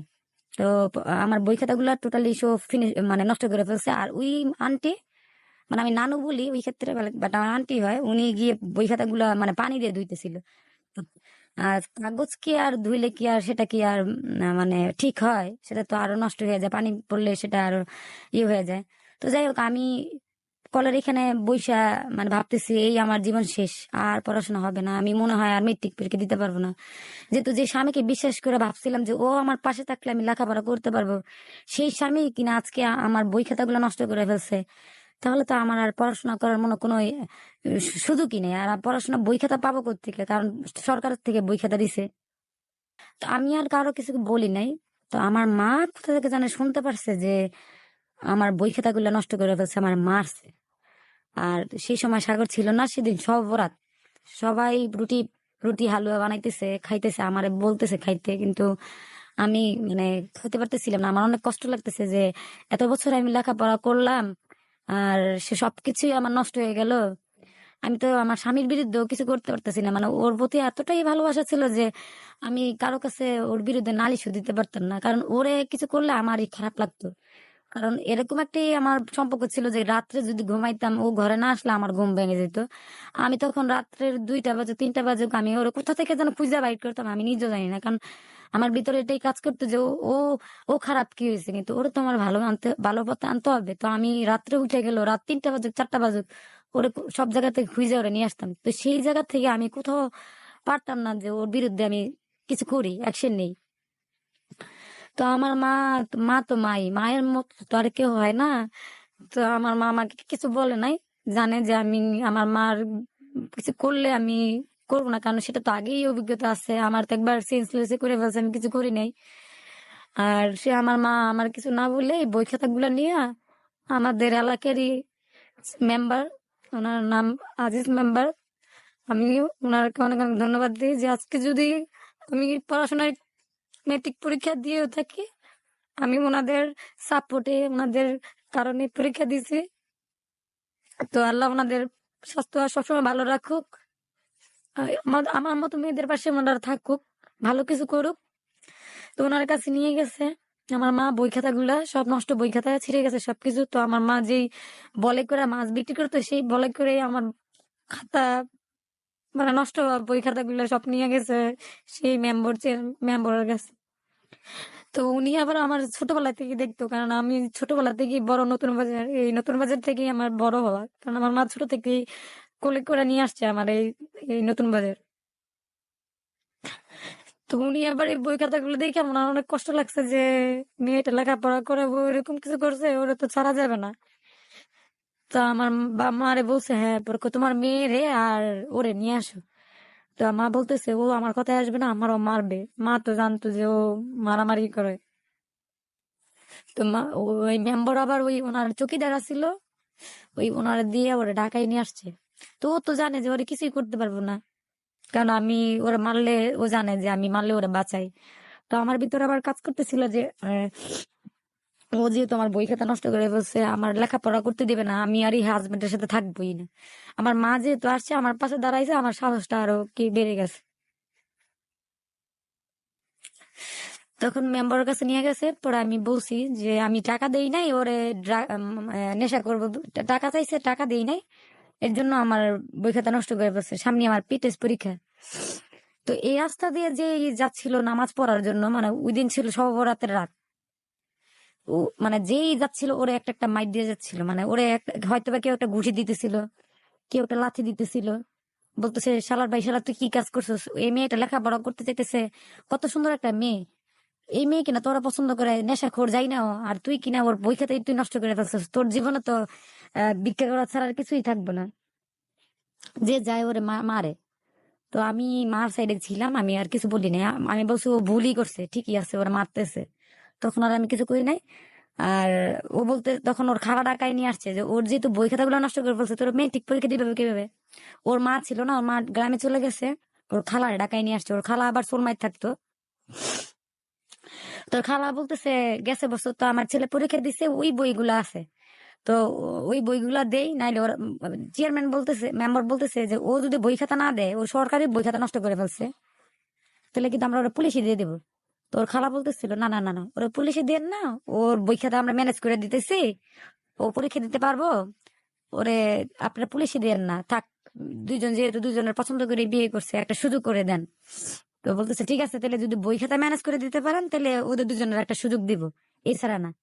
তোর খালা বলছে হ্যাঁ আমি কালকে আমার ছেলের বই খাতাগুলা, মানে গেছে বছরের বই খাতাগুলা ওরে ম্যানেজ করে আমি দিতেছি।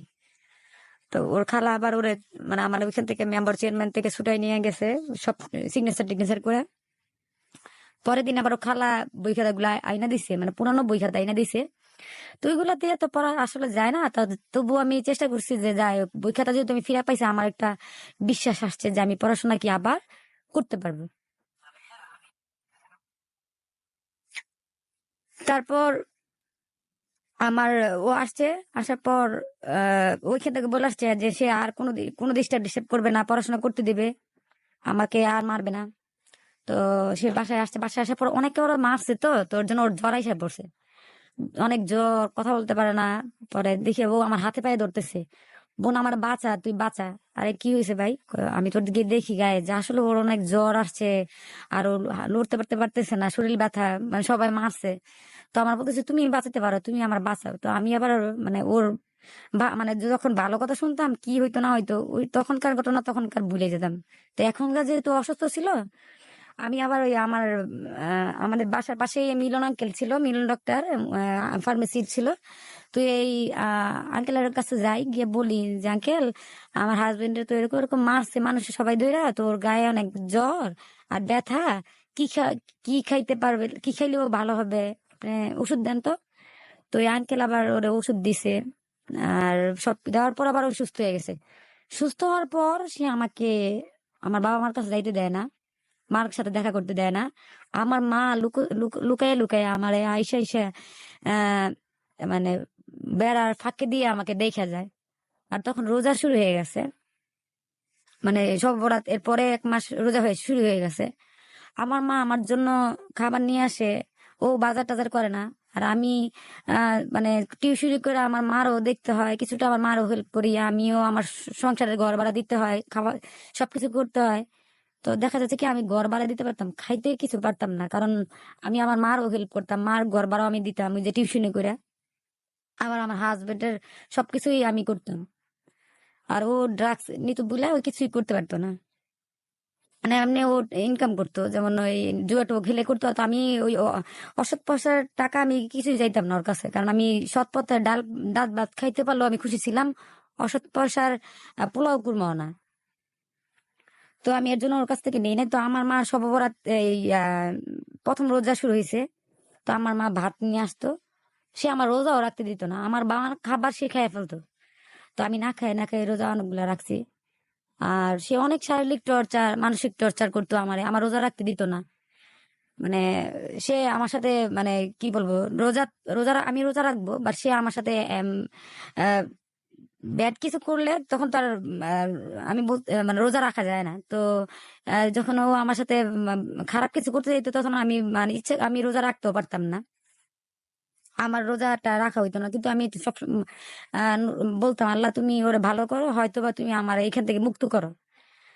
তো যাই হোক, বলতে বলতে রোজা শেষ হয়ে যাচ্ছে, মানে রোজার মধ্যখানেই ও দেখি যে আমার পরীক্ষা শুরু হয়ে যাচ্ছে, টেস্ট পরীক্ষা শুরু। তো ও আমার পরীক্ষা দিতে দিচ্ছে না, বলতেছে টাকা দাও, না হয় আমি তোমার পরীক্ষা দিতে দিব না। তো আমার কাছে টাকা নাই, আর আমার মাও চলে গেছিল সাবার। আমার উম, ভাবি সাবার গেছিল, আমার ভাবি আবার বাড়ি করছে সাবার। তো এখানে আমার ভাবি গেছিল আমার ভাই সাথে দেখতে, আমার মা সাবার গেছিল। তো এখানে তো কার কাছে আমি টাকা চাবো? এখন দেখি যে খারাপের কিছু করতে গেলে মানুষের টাকার অভাব হয় না, কিন্তু ভালো কাজের জন্য কেউ কারো টাকা দেয় না। তো আমি 500, আমার কাছে 500 টাকা চাইতেছিল, যে 500 টাকা তুমি যদি দাও তাইলে আমি তোমার পরীক্ষা দিতে দিব। আর ওর মানে মেইন টার্গেট ছিল যে আমি যদি মানে মেইন মেইন পয়েন্টের সময় ও আমারে অ্যাটাক করতো, মানে বাধা দিত, যে ওর এখন এখন যদি বাধা দেয় তাহলে তো ও আমার ঠিকই দিবে। আর যখন ওর নেশার মানে নেশা করার ইচ্ছে জাগতো, ওর যে কোনো ভাবেই নেশা করার জন্য ও পাগল থাকতো। সেটা কি ওর মারে মারবে না আমার মারবে না বা কারে কি করবে সেটা ও ভুলেই যাইতো, সে নেশার জন্য এতটাই পাগল ছিল। তো আমি আবার আমার পাশের একজন লোক ছিল, বা পাশের সে বাঙালি বাঙালি বিক্রি করতো, সে ভাই ছিল। তো ওই ভাইয়ের গিয়ে বলতেছে ভাইয়া তুমি আমার 500 টাকা দাও, আমি পরীক্ষা দিয়ে আইসা দিয়ে দিব। তো বলতেছে কেন? আমি বলছি আমার দরকার, আমি যদি সাগরের কথা বলি ভাইয়া করিব, সে দেবে না। মানে কিছু লোক ছিল ওর বিরুদ্ধে, যেন মানে সবাই ছিল মানে ভালোর জন্য। তো আমি বললাম টাকা দিবে না। তো আমি পরীক্ষার জন্য বলছি, আর ওই ভাইয়ের আবার সত্য কথাই বলছি যে সাগর চাইতেছে ভাই আমার তো পরীক্ষা দিতে দেয় না, তুমি দাও না। অনেকের কাছে চাইছি দেয় নাই, কিন্তু সেই সিদ্দিক ভাই সে আমার 500 টাকা দিয়েছে, আর বলছে তুই টেনশন করিস না, তুই পরীক্ষা দিতে যা, আর খালা আসলে 500 টাকা দিবে, তুই টেনশন করিস না। তো আমি আবার ওটা ওর সাগরের কাছে দেই যে নাও, ওই নাও এখন তোমার টাকা দিলাম, আমি এখন পরীক্ষা দিতে যাই। তো যখন ওর টাকা দেয় তখন সে আমাকে সাইকেল করে আমার পরীক্ষার নতুন বাজার নামাই দিয়া যায়, আইসা যে তুই পরীক্ষা ভালো করে দিও কিন্তু। আর যখন টাকা না দিই তো সে তখন আমার দিবে না। তো টাকা দিছে দিছে, পরীক্ষা দিয়ে আসছি আমি, পি টেস্টে মানে টেস্টে এলাও হয়েছে। এখন আমার কিছু কোচিং করতে হবে। তো আমার কোচিং এ যাওয়ার জন্য আমি মানে আমি অনেক উইক ছিলাম ম্যাথে, আমি অঙ্কে অনেক কাঁচা ছিলাম। তো আমার ম্যাথে আমার কোচিং করতে বলছে স্যার, যে তুমি তো টেস্টে টেস্টে অ্যালাউ হইছো, কিন্তু তুমি তো দেখা যাচ্ছে অঙ্কে অনেক কাঁচা, তোমাকে আর একটু অঙ্কে ভালো করে পড়তে হবে। তো আমি একটা কোচিং সেন্টারে ভর্তি হই, সেটা সোলমাইন প্রাইমারি স্কুলের এখানে। তো এখানে আমার সন্ধ্যার সময় যাইতে হইতো। তো তো আমি পরীক্ষা দিতে মানে পড়তে গেলাম। আহ, পরীক্ষা দিতে মানে কোচিং সেন্টারে যাই। যাওয়ার পর মানে ও আমাকে ঘরে দেখে নাই, ওর এটা রাগ। পর আমি কোচিং সেন্টার থেকে 6টায় যাই, 7টায় আসছি। আসার পর ও জিজ্ঞেস করতেছে কোথায় গেছিলা। তখন আমাদের এখানে সারি সেই মানে গ্যাসের চুলা ছিল আর সবাই রান্না করতেছিল। তো আমি বলছি কোচিং সেন্টারে গেছিলাম অঙ্ক পড়তে। তো আমার কি করছে, কোলে করে নিয়ে একটা মানে একজন মাছ বাঁচতেছিল, সেই তাওয়াই আমার বসাই দিছে। তুই পড়তে যাবি তাহলে তুই তাওয়ায় বসে পড়। তো অনেক গরম ছিল, তা বুঝতেই পারতেছেন যে কি কি একটা অবস্থায় ছিলাম। তো আমার অনেক রাগ করছে যে ওরা এত সুযোগ দেয় আর ও আমার এত টর্চার করে। পরশু দিনে ওরা টাকা দিয়ে গেলাম, ও ও বললো আমার পড়তে যাইতে, আমি পরীক্ষা এলাও হইলাম, আমার কোচিং সেন্টারে যাইতে বলছে, আর এখন ও এরকম করে। ওর সাথে মনে হয় আমার থাকা যাবে না, এত কিছুর পর এত কিছু করার পর মনে হয় আমার আর থাকা যাবে না। তারপর আহ, আমি মানে আমি আবার মেম্বার, ওই তখনকার আতাউর চেয়ারম্যান চেয়ারম্যান ছিল আতাউর রহমান, আর মেম্বার ছিল এই আজিজ মেম্বার। তো আমি আবার আজিজ মেম্বার কাছে না যাই, চেয়ারম্যানের কাছে যাই। এই যে আঙ্কেল, ও তো আমার মেম্বার সাহেব বিচার করে দিছে, ও তো এরকম এরকম আবার করতেছে, আমি তো ওর সাথে থাকতে পারতেছি না। ও পরীক্ষা দিতেছে না আমার টাকার জন্য, এরকম এরকম করে, আমি তো পাগল হয়ে যেতেছি। আঙ্কেল আবার কি করছে, ওই চৌকিদার ডাকাইয়া ওর ডাকাই নিছে, ডাকাই নিয়ে ওর ইচ্ছা মতো মারছে। মারার পর উনি আবার আজিজ মেম্বারে বলে দিছে যে ও যেন ওরে ছাইরা দেয়, এই মেয়েটা যেন ওই এই ছেলেটা ছেড়ে দেয়। আর আহ ওই মেয়েটা যদি না ছাড়ছে, মেয়েটা পড়াশোনা করতে পারবে না। ওরে ওরে বলো যে এই মেয়েটা যেন ওরে ছেড়ে দেয়, কারণ এই ছেলে নেশা টেশা করে। প্রায় দেখি যে ছেলেটা এই মেয়েটারে মারে। তো এটা তো আমাদের আমাদের সমাজে ঠিক না। ওরে ভালো করতে পারবো না, কিন্তু আমরা এই মেয়েটারে ভালো করার চেষ্টা করি, ও যেন পরীক্ষা দিতে পারে। ওর যেহেতু অনেক ইচ্ছা, ওরে আমরা হেল্প করি। তুমি আজকে বইসা ওই ছেলেরে ওরে ডিভোর্স দিয়ে দাও। তো আমার আবার বলতেছিল তুমি কি ওরা ডিভোর্স দিবা। আমি বলতেছিলাম হ্যাঁ, এত কিছুর পর যেহেতু ও রাজি হয় না, আমার মনে হয় ডিভোর্স দেওয়া উচিত। তো এর আগে আবার কি হয়েছিল, আমার একটা বেবি কনসেপ্ট হয়েছিল। সেটা আবার আমি মানে আমার বলতে অনেকের সাথে চলতে দিত না, একা থাকতে দিত। তো আমি আবার লাকি নামের একটা আমার বান্ধবী ছিল, ওর সাথে কথা বলতেছিলাম। কথা কেন বললাম, বাসায় নিয়ে আমার স্কেল দিয়ে বাড়ি মারছিল। তো আমার হাতে এখনো সেই স্কেলের দাগটা আছে। তো স্কেল দিয়ে বাড়ি দেওয়াতে আমি যে আমি জানছিলাম প্রেগনেন্ট ছিলাম, তখন আমি ক্লাস 10 মানে পরীক্ষার্থী ছিলাম। তো 1 মাস গ্যাপ ছিল। তো তখন মানে ও রক্ত দেখে ওর কপালে রক্ত পড়ছে। পরে আমার ডাক্তার কাছে নিয়ে গেছে মা, আবার আমার পাওয়ার ওষুধ টষুধ অ্যান্টিবায়োটিক এনে দিছে। তখন আমার বাচ্চাটা নষ্ট হয়ে গেছে। তো যাই হোক, ওটা তো নষ্ট হয়ে গেছে। এখন যখন আবার আমার ডিভোর্স ডিভোর্স হয়েছে, মানে ডিভোর্সের ডিসিশন নিলাম, তখন আমি জানি না যে আমার বাচ্চা টাচ্চা হবে কিনা বা কি।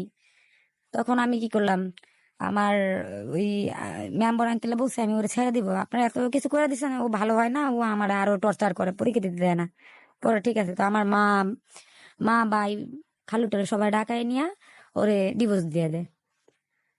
তো পরে আমার বাবা মার কাছে চলে যায়, ও আবার ওর নানির কাছে চলে যায়, নানু থাকতো এই লালমাটিতে থাকতো। ওই চলে যায়, ওইখানে চলে যায়। আমি আবার বাসায় চলে যাই। সবকিছু মানে ঘরের যাবতীয় জিনিসপত্র তো আমারই ছিল, খাট, আমি টিভি করছিলাম, মানে যা কিছু ছিল আমি করছিলাম। ও তো কিছু করে নাই, তো ও তো আর যাবে না। তো আমি এখানে ঘর ভাড়া পে করে আমি আমার বাসায় চলে যাই। আমার মা আমাকে নিয়ে যায়। তারপর 1 মাস 1 মাস না, সেটা ছিল 26/11/2011 সাল। আমি যেদিন ছাড়ি ওরা ডিভোর্স দিই, এর পরের দিনই আমার মানে আমি বুঝতে আমার মানে আমার সমস্যা হতেছিল। তখন আমি ভাবতেছিলাম কিছুটা মনে হয় আমার সমস্যা। পরে আমি ডাক্তারের কাছে যাই, ডাক্তার আমার বলে যে তুমি প্রস্রাব টেস্ট করো। আর আমার চোখ টোক দেখে ওনারা বুঝতে টুঝতে পারে। তো বলতেছিল যে তুমি মনে হয় হয়তো প্রেগনেন্ট, তুমি এটা প্রস্রাব টেস্ট করে তারপর শিওর হও। তো আমার কথা হচ্ছিল যে আমি হয়তো এটা টেস্ট না করলে, আমি কাল গত রাত্রে ওরে মানে ছেড়ে দিছি। আমি যদি ও কিছুদিন পর যদি জানে যে আমার বেবি হবে, তাহলে তো বিশ্বাস করবে না যে আমার বেবি হবে। আর এই বেবিটা যে ওর, ও তো বিশ্বাস করবে না। আর আমি জানি যে ও একদিন স্বীকার করবে না এই ছেলে ওর। এর জন্য আমি ডাক্তার কাছে গিয়ে আমি ইয়ারিং টেস্টে করাই, আর মানে শিওর হয়ে যে আমি প্রেগনেন্ট। তো যাই হোক, অনেকে আমি যেহেতু ছেড়ে দিয়েছি, আমরা বলতেছিল যে তুমি এই বাচ্চাটা নিস না, তুই তোর জীবনটা আর সাজাতে পারবি যদি বাচ্চাটা না নিস। তো আমার তো ওই সবসময় মাথায় খেয়াল থাকতো যে আমি মিরপুর মাজারে তো ওয়াদা দিয়ে আসছিলাম যে আমি যদি বাচ্চা টাচ্চা হয় আমি নষ্ট করব না। তো ও ওর ওয়াদা নষ্ট করছে, বাট আমি আমার জায়গা থেকে আমি স্টিল আমার ওয়াদা আমি রাখবো, ওর ওয়াদা ওরা না রাখলে নাই। এরপর মানে 1 মাস 2 মাস 3 মাস 5 মাস হয়ে গেছে, ওর সাথে যোগাযোগ নাই। ও দেখলে আমার ব্যাড কমেন্ট করে যে এই বাচ্চা তো আমার না, ও ফরেনিয়ারদের সাথে চলে, এই বাচ্চা ফরেনিয়ারদের, এই বাচ্চা আমার না। তো আমার না বিতর্কে অনেক সময় মানে আমি সবসময় ঘাবড়ায় থাকতাম যে এ কি বলে এই ছেলে। আর আসলে কি আমার বাচ্চা টাচ্চা হবে টবে, মানে আমি তো তখন বুঝতাম না আসলে কি আমার বাচ্চা হবে না কিসের বাচ্চা, আল্লাহ জানে। যদি কি বাচ্চা টাচ্চা হয় পরে তো যা বলে মানুষ তো আমারে আরো অপমান করবে, আর কি যেন হয় আল্লাহ জানে। সবসময় ভয়ে থাকতাম, আমি রাস্তা দিয়ে হাঁটতাম না। আমার বান্ধবীও প্রেগনেন্ট ছিল, যদি হাঁটি ওর সাথে হাঁটতাম। পাখি নাম ছিল, যদি আমি রাস্তায় বের হইতাম আমি ওর দেখার জন্য, কারণ আমার অনেক মানে আমি ওর জন্য অনেক পাগল ছিলাম, তো কি করতাম ওর দেখার জন্য ওর সাথে হাঁটতাম, ওর সাথে যাইতাম। তো যখনই ও দেখতো তখনই কি আমার ব্যাড কমন গুলা করতো। আহ তারপর একদিন আমি আহ মানে একদিন সে আমার ফোন দেয়, দিয়ে বলতেছে দেখো তুমি যেহেতু এখন প্রেগনেন্ট, আমি চাই আমি তোমার সাথে আবার সংসার করি। আর মানুষ তো আমাকে ব্যাচেলার বলে ঘর ভাড়া দেয় না, তুমি আমাকে একটা কাজ করো না, আমার ঘর ভাড়া নিয়ে দাও। তো আমি বলতেছিলাম কোথায় তোমার ঘর ভাড়া নিয়ে দিব। সে বলতেছে কোথাও দূরে, এই এলাকা যেহেতু ভালো না, ভালো আমার বন্ধু বান্ধব আমাকে ভালো হইতে দেয় না, আমি নেশা করতে চাই না, তবুও ওরা আমাকে নেশা জগতে নিয়ে যায়। এখানে ছেলেরা নেশা করে আর আমি দেখলে আমি নিজের সামলাইতে পারি না, তুমি আমার দূরে কোথাও নিয়ে ঘর ভাড়া করে দাও। আমি ভাবতেছিলাম মনে হয় ঠিকই রে, ভালো হবে। তো ওর কথা শুনে সবসময় মানে আমি রাজি থাকতাম, মানে আমি ওর সবসময় কি সুযোগ দিতাম যে ও সুযোগ গ্রহণ করুক আর ও ভালোর দিকে আসুক। কারণ আমার ইচ্ছে ছিল না যে আমি ওরে ছাড়া আবার সংসার করি। তারপর ওরে নিয়ে যাই তখন আর 5 মাস, তখন আমি নিয়ে যাই সেই রিক্সা, মানে ও আবার রিক্সা চালাইতো, তো রিক্সায় ওঠাইছে আমারে। আমি আবার মেক্সি পড়া ছিলাম, তো ও রিক্সায় উঠাই বলতেছে আমার রুম ভাড়া করে দিবে নর্দায়। তো আমি বলছি ঠিক আছে নর্দায় যদি তুমি কি দেখে আসছো রুম, আমি তো অসুস্থ আমি দেখতে পারবো না, তুমি রুম যদি দেখে আসো তাহলে আমি এখানে কনফার্ম করে তোমার থাকতে দিয়ে আসবো, পরে আমার বাচ্চা হইলে আমি যাবো যে আমার হাজবেন্ড তারে আপনারা রুম ভাড়াটা দেন, আমি যখন আমার বেবি হবে তারপর আমি আসবো আমার বাবা মার কাছ থেকে। বলছে ঠিক আছে। তো ওর উদ্দেশ্য রুম ভাড়া না, ওর উদ্দেশ্য ছিল অন্য কিছু। ও আমার নর্দা নিয়ে সে আরো দ্রুত রিক্সা চালাচ্ছিল। তো আমি বলতেছিলাম তুমি কেন এত দ্রুত রিক্সা চালাচ্ছিল, আর নদ্দা তো আইসা পড়ছি, থামাও আমরা নামি আমি বাসা দেখি। তো ও দ্রুত রিক্সা চালায়, ও থামে নাই, বসুন্ধরার ভিতরে দিয়ে ও ঢুকে ফেলছে। ঢুকার পর ও খালি বসুন্ধরা গাড়ি চালাইতেছিল। এর মাঝখানে আমার ভাবি ফোন দিছে আমারে। আজকে স্টুডিও আমার ভাইস্তে আসছে, ওর মা আমাকে ফোন দিছিল। তো তখন আমি মানে ভয়েও কিছু বলতে পারতেছিলাম না, ভাবি আমার তো কই, ভাবিরই বলতেছিলাম ভাবিরা মারা গেছে, আল্লাহ ওনারা বেহেশতে নসিব করুক। তো ভাবিরে বলতেছিলাম ভাবি আমার তো সাগরে কই জানি নিয়ে যেতেছে, ভাবি বুঝতে পারতেছি না, তুমি আমার জন্য দোয়া করো ভাবি। আর এরকম এরকম। তো ভাবি বলতেছে ঠিক আছে তুমি টেনশন করো না, আল্লাহ তোমার বাঁচাইবো। আচ্ছা ঠিক আছে। তো ভাবি রাইখে দিছে। তো ও আমার এক জায়গায় নিয়ে এমন একটা মানে গহীন জায়গায় অন্ধকার জায়গায় নিয়ে গেছে, নিয়ে বলতেছে আমার টাকা দাও। কিসের টাকা ভাই, তুই তো আমার নিয়ে আসছিস আমি ঘর ভাড়া করে দিতে, এখানে আবার কিসের টাকা দিব আমি তোমারে, আমার তো টাকা নাই। না না টাকা আজকে তোর 1,000 টাকা দিতে পার, নাইলে এই যে ব্লেড নিয়ে আসছে, ব্লেডটা দিয়ে তোর পেটে আমি মানে পোজ দিব, তোর বাচ্চা আমি এখনই ডেলিভারি করে দিব। মানে এমন কুৎসিত ভাবে বলতেছিল, মানে আমি খালি অজরে কাঁদতেছিলাম। আর পাশেই র্যাবের গাড়ি ছিল, যদি আমি চেষ্টা করতাম আমি র্যাবের গাড়ির বলতে পারতাম যে স্যার আপনার আমার বাঁচান, ও তো এরকম করতেছে। তো আমার একটা মাথায় খেয়াল ছিল যে কি আমি কি করব আল্লাহ আমি বুঝতে পারতেছি না, এই বাচ্চার বাবা তো ওরই, আমি তো চাইতেছিলাম যে বাচ্চা মানে যাই হোক ছেলে হোক বা মেয়ে হোক, ও বাবা বাচ্চাটা যেন বাবার দেখতে পারে। এখন যদি আমি ওরে ধরাই দিই তাহলে দেখা যাচ্ছে অনেক কিছু হয়ে যাবে। তো তাই যাই হোক আমি ওরা বলতেছি হ্যাঁ অনেক কিছু টেনশন করে আমার একটু টেনশন, আমার একটু চিন্তা করতে দাও আমি টাকা দিতে পারবো কিনা, আছে কিনা আমার টাকা। সে বলতেছে আচ্ছা ঠিক আছে তাড়াতাড়ি চিন্তা করো, আমার টাকা এখনই দিয়ে দেবো, আর যদি না দাও এখনই কিন্তু পোস্ট মারবো। তো সে বেলাইটটা নিয়ে রাখছিল। তো 2 মিনিট মতো আমি চিন্তা করছিলাম, বলছি, হ্যাঁ দিব, বাট আমার তুমি বাসায় নিয়ে আসো, নিয়ে যাও, আমার তো টাকা হাতে নাই, আমি তো দিব কিভাবে। তুমি এক কাজ করো, এই বসুন্ধরার ভিতরে দিয়ে অ্যাপোলোর এই গেট দিয়ে তুমি আমার বাসায় নিয়ে যাও। আমার উদ্দেশ্য সে তো তার খালার বাড়ি এখানে, তাহলে তার খালার বাড়ি এখানে নামবো, নাইমা তার খালারে বলবো যে খালা দেখেন এত সুযোগ দেওয়ার পর আপনার ভাই বোনের ছেলে তো আমার এগুলা করতেছে, তো এদিক দিয়ে নামলে আমি এটা করবো, আর যদি সে ঘুরাই নেওয়া যায় তাহলে আমি অন্য কিছু একটা করবো, মানে এই ভাবতেছিলাম। বা টাকা যদি দিতে হয় তাহলে দিব, কি আর করার, কিছু করার নাই। আমি তো চাই যে আমার বাচ্চাটা পৃথিবীর মুখ দেখুক। তারপর সে গোসল মাইর দিয়ে নিয়ে আসে নাই, সে নতুন বাজার দিয়ে নিয়ে আসছে। আর ওই সময় থানার মানুষ ওরা অনেক চিনে, কারণ খারাপদের সাপোর্টার অনেক থাকে, আমার সাপোর্টার তখন কেউ ছিল না। কারণ সবাই এই সাগর নামে ওর সবার সাথে ওর রিলেশন ছিল, কারণ ও ড্রাগস নিত, খাইতো, ওর বন্ধু বান্ধবের অভাব ছিল না। নতুন বাজার সব ছেলেরাই ওর বন্ধু ছিল। তো একটা বন্ধু ওরা ডাকছে, থানার এখান থেকে ডাকছে। তো ও আবার করছে কি, রিক্সাটা রাইখা ওই থানার এখানে গেছে। তো আমি আবার কি করছি, আমি থানায় ঢুকি নাই, আমি পারতাম থানায় ঢুকতাম, কিন্তু আমাকে থাক, আমি থানা না ঢুকে আমার পাশেই এবার নতুন বাজার যে মাছের বাজার, সেখানে আমার ভাই মাছ বিক্রি করতো, সেখানে আমার খালুও ছিল। তো আমি আবার এই দৌড় দিয়েই আমি আমার খালুর এখানে চলে গেছি। আমার খালু আমি অনেক হাঁপাইতেছিলাম, আমার ভিতরে মানে অনেক ভয় কাজ করতেছিল। তো খালু আমার হাতটা ধরছে, ধরে বলতেছে, শ্যামলী তোর কি হয়েছে, তুই থাম, তুই এরকম করতেছিস কে, বস বস। আমি খালি বলতেছি, খালু ওই যে দেখেন আমার সাগরে তো ওই অনেক দূর নিয়ে গেছিল মাইরে ফেলতে, আপনারা বাঁচান আমারে। পরে কয় আচ্ছা দাঁড়া, ও যদি আসে আমরা কিছু করতেছি, তুই এখানে দাঁড়া, দেখি ও কোন দিক দিয়ে আসে। তো ও আবার পিছনের সাইড দিয়েই, মাছের বাজারের পিছনের সাইড দিয়ে আমার ডাকতেছে। তো আমি আবার বলতেছি, ওই যে খালু আমার ডাকতেছে। পরে খালু আবার যে মাছ মাছ মাছের ইয়ে করার জন্য মুগুর আছে, তো ওইটা নিয়ে আবার গেছে ওর মারার জন্য, মানে খালু যাইবে ওর মারার জন্য। তো ওর খালু যখন আমি মুগুর নিয়ে দাঁড়াইছে, তো ও আবার ভয়ে আবার ওই দিক দিয়ে চলে গেছে। তো কে যেন আবার শুনছে যে শ্যামলীরে ওর স্বামী নিয়ে গেছে, আমার মা, ও আবার ওদিক দিয়ে রিক্সা নিয়ে আবার চলে গেছে। আমার মা আবার লালবাড়িতে গেছে, কে বলতেছে, কিরে তুই আমার মায়ের, তুই খালি এমন অত্যাচার করস, তুই আমার মায়ের নিয়ে কই গেছস। সে আবার আমার মাকেও মারতে গেছে, মা আমার মারও মারবো। তো সেখানে আবার ওই যে শহীদ খন্দকারের ভাই রাশিদুল আঙ্কেল, আমরা তার মামা বলি, সে মামা বলতেছে, তুই মার তো দেখি, তোর যদি এত সাহস থেকে থাকে তুই ওই শ্যামলির মার মার। তো মামা মারে তো সবাই ভয় পাইতো। মামার ভয় পাওয়ার পরে সে আর আমার মারে মারে নাই, আমার মা চলে আসছে আর আমিও বাসায় চলে আসছি। এরপর থেকে টোটাল আমি ওর সাথে দেখা সাক্ষাৎ কিছুই করি না, আমি ভয়ে ওর সাথে যাইও না। কারণ তারপর ও যে আমার লাথি মারছিল পেটে, পর আমি এবার ভয়ে কি করছি যে এই আলট্রাসাউন্ড করতে যাই, যে আসলে আমার কি মানে বাচ্চা টাচ্চার কিছু ক্ষতি হলো কিনা, বা আসলে কি বাচ্চা আমার মানুষের বাচ্চা টাচ্চা কিনা, মানে এরকম ইয়ে ছিল, কনফিউজ ছিলাম। তো আমি আবার হাই কেয়ারে যাই, সেটা বাদ দেয়, হাই কেয়ারে নুসরাত বেলিয়া ম্যামের কাছে যাই। তো উনি আবার আমাকে আলট্রাসাউন্ড করে দেখে যে না, বাচ্চার কিছু হয় নাই, আর সেটা ছেলে, এটা আগস্টের 3 তারিখে হবে, তো সুস্থ আছে।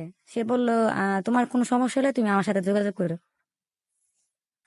তো যখন আমি শুনতে পারি যে ছেলে, তো আলহামদুলিল্লাহ, আমি বলতেছি আলহামদুলিল্লাহ, হয়তো বা আমার ছেলে হইলেও ও ভালো হবে, কিন্তু আমি কিন্তু ওর ডিভোর্স দিয়ে দিছি। তো আমি বলছি, ও যদি ভালো হয়, ছেলে হইলে ভালো হইলে আমি পরবর্তীতে সুযোগ দিব, বাট এখন আর কোনো সুযোগ নাই, যেহেতু ও এখন আমার ছেলেরও মারতে চায়, আমার ও ব্লেড দিয়ে আমার পেট টেট কাইটে নিতে চায়। তো তো আমার দেখা যাচ্ছে যে অবস্থা টাইট করে দিবে, আমি আর ওর সুযোগ দিব না। আমি আমার ডেলিভারিটা হোক তারপর। তো আমি এই মানে প্রেগনেন্ট অবস্থায় কিছু বাচ্চাদের, ওই যে ইসলামের বাচ্চাদের পড়াই, স্কুলে যাই। আমি সবসময় লুকাই থাকতাম, কারণ আমি ওরা ভয় পাইতাম। ও এমন ছিল, মানে ও তো কাউরেই মানতো না রাস্তাঘাটে, মানে টাকা টোকা চাইতো। আর আমি ওর বউ, আমার মারলে তো মানে বলবো ওর বউরই মারে, তো কেউ আসতো না, আর আমার বাঁচাইতে কেউ আসতো না। তো আমি এই ভয়ে লুকাই লুকাই পড়াইতে যেতাম, আর কিছু কিছু বাচ্চাদের বলতাম, তোমার আমার বাসায় চলে আসবে, আমি রাস্তায় যেতে পারবো না, কারণ আমার রাস্তায় গেলে মারে।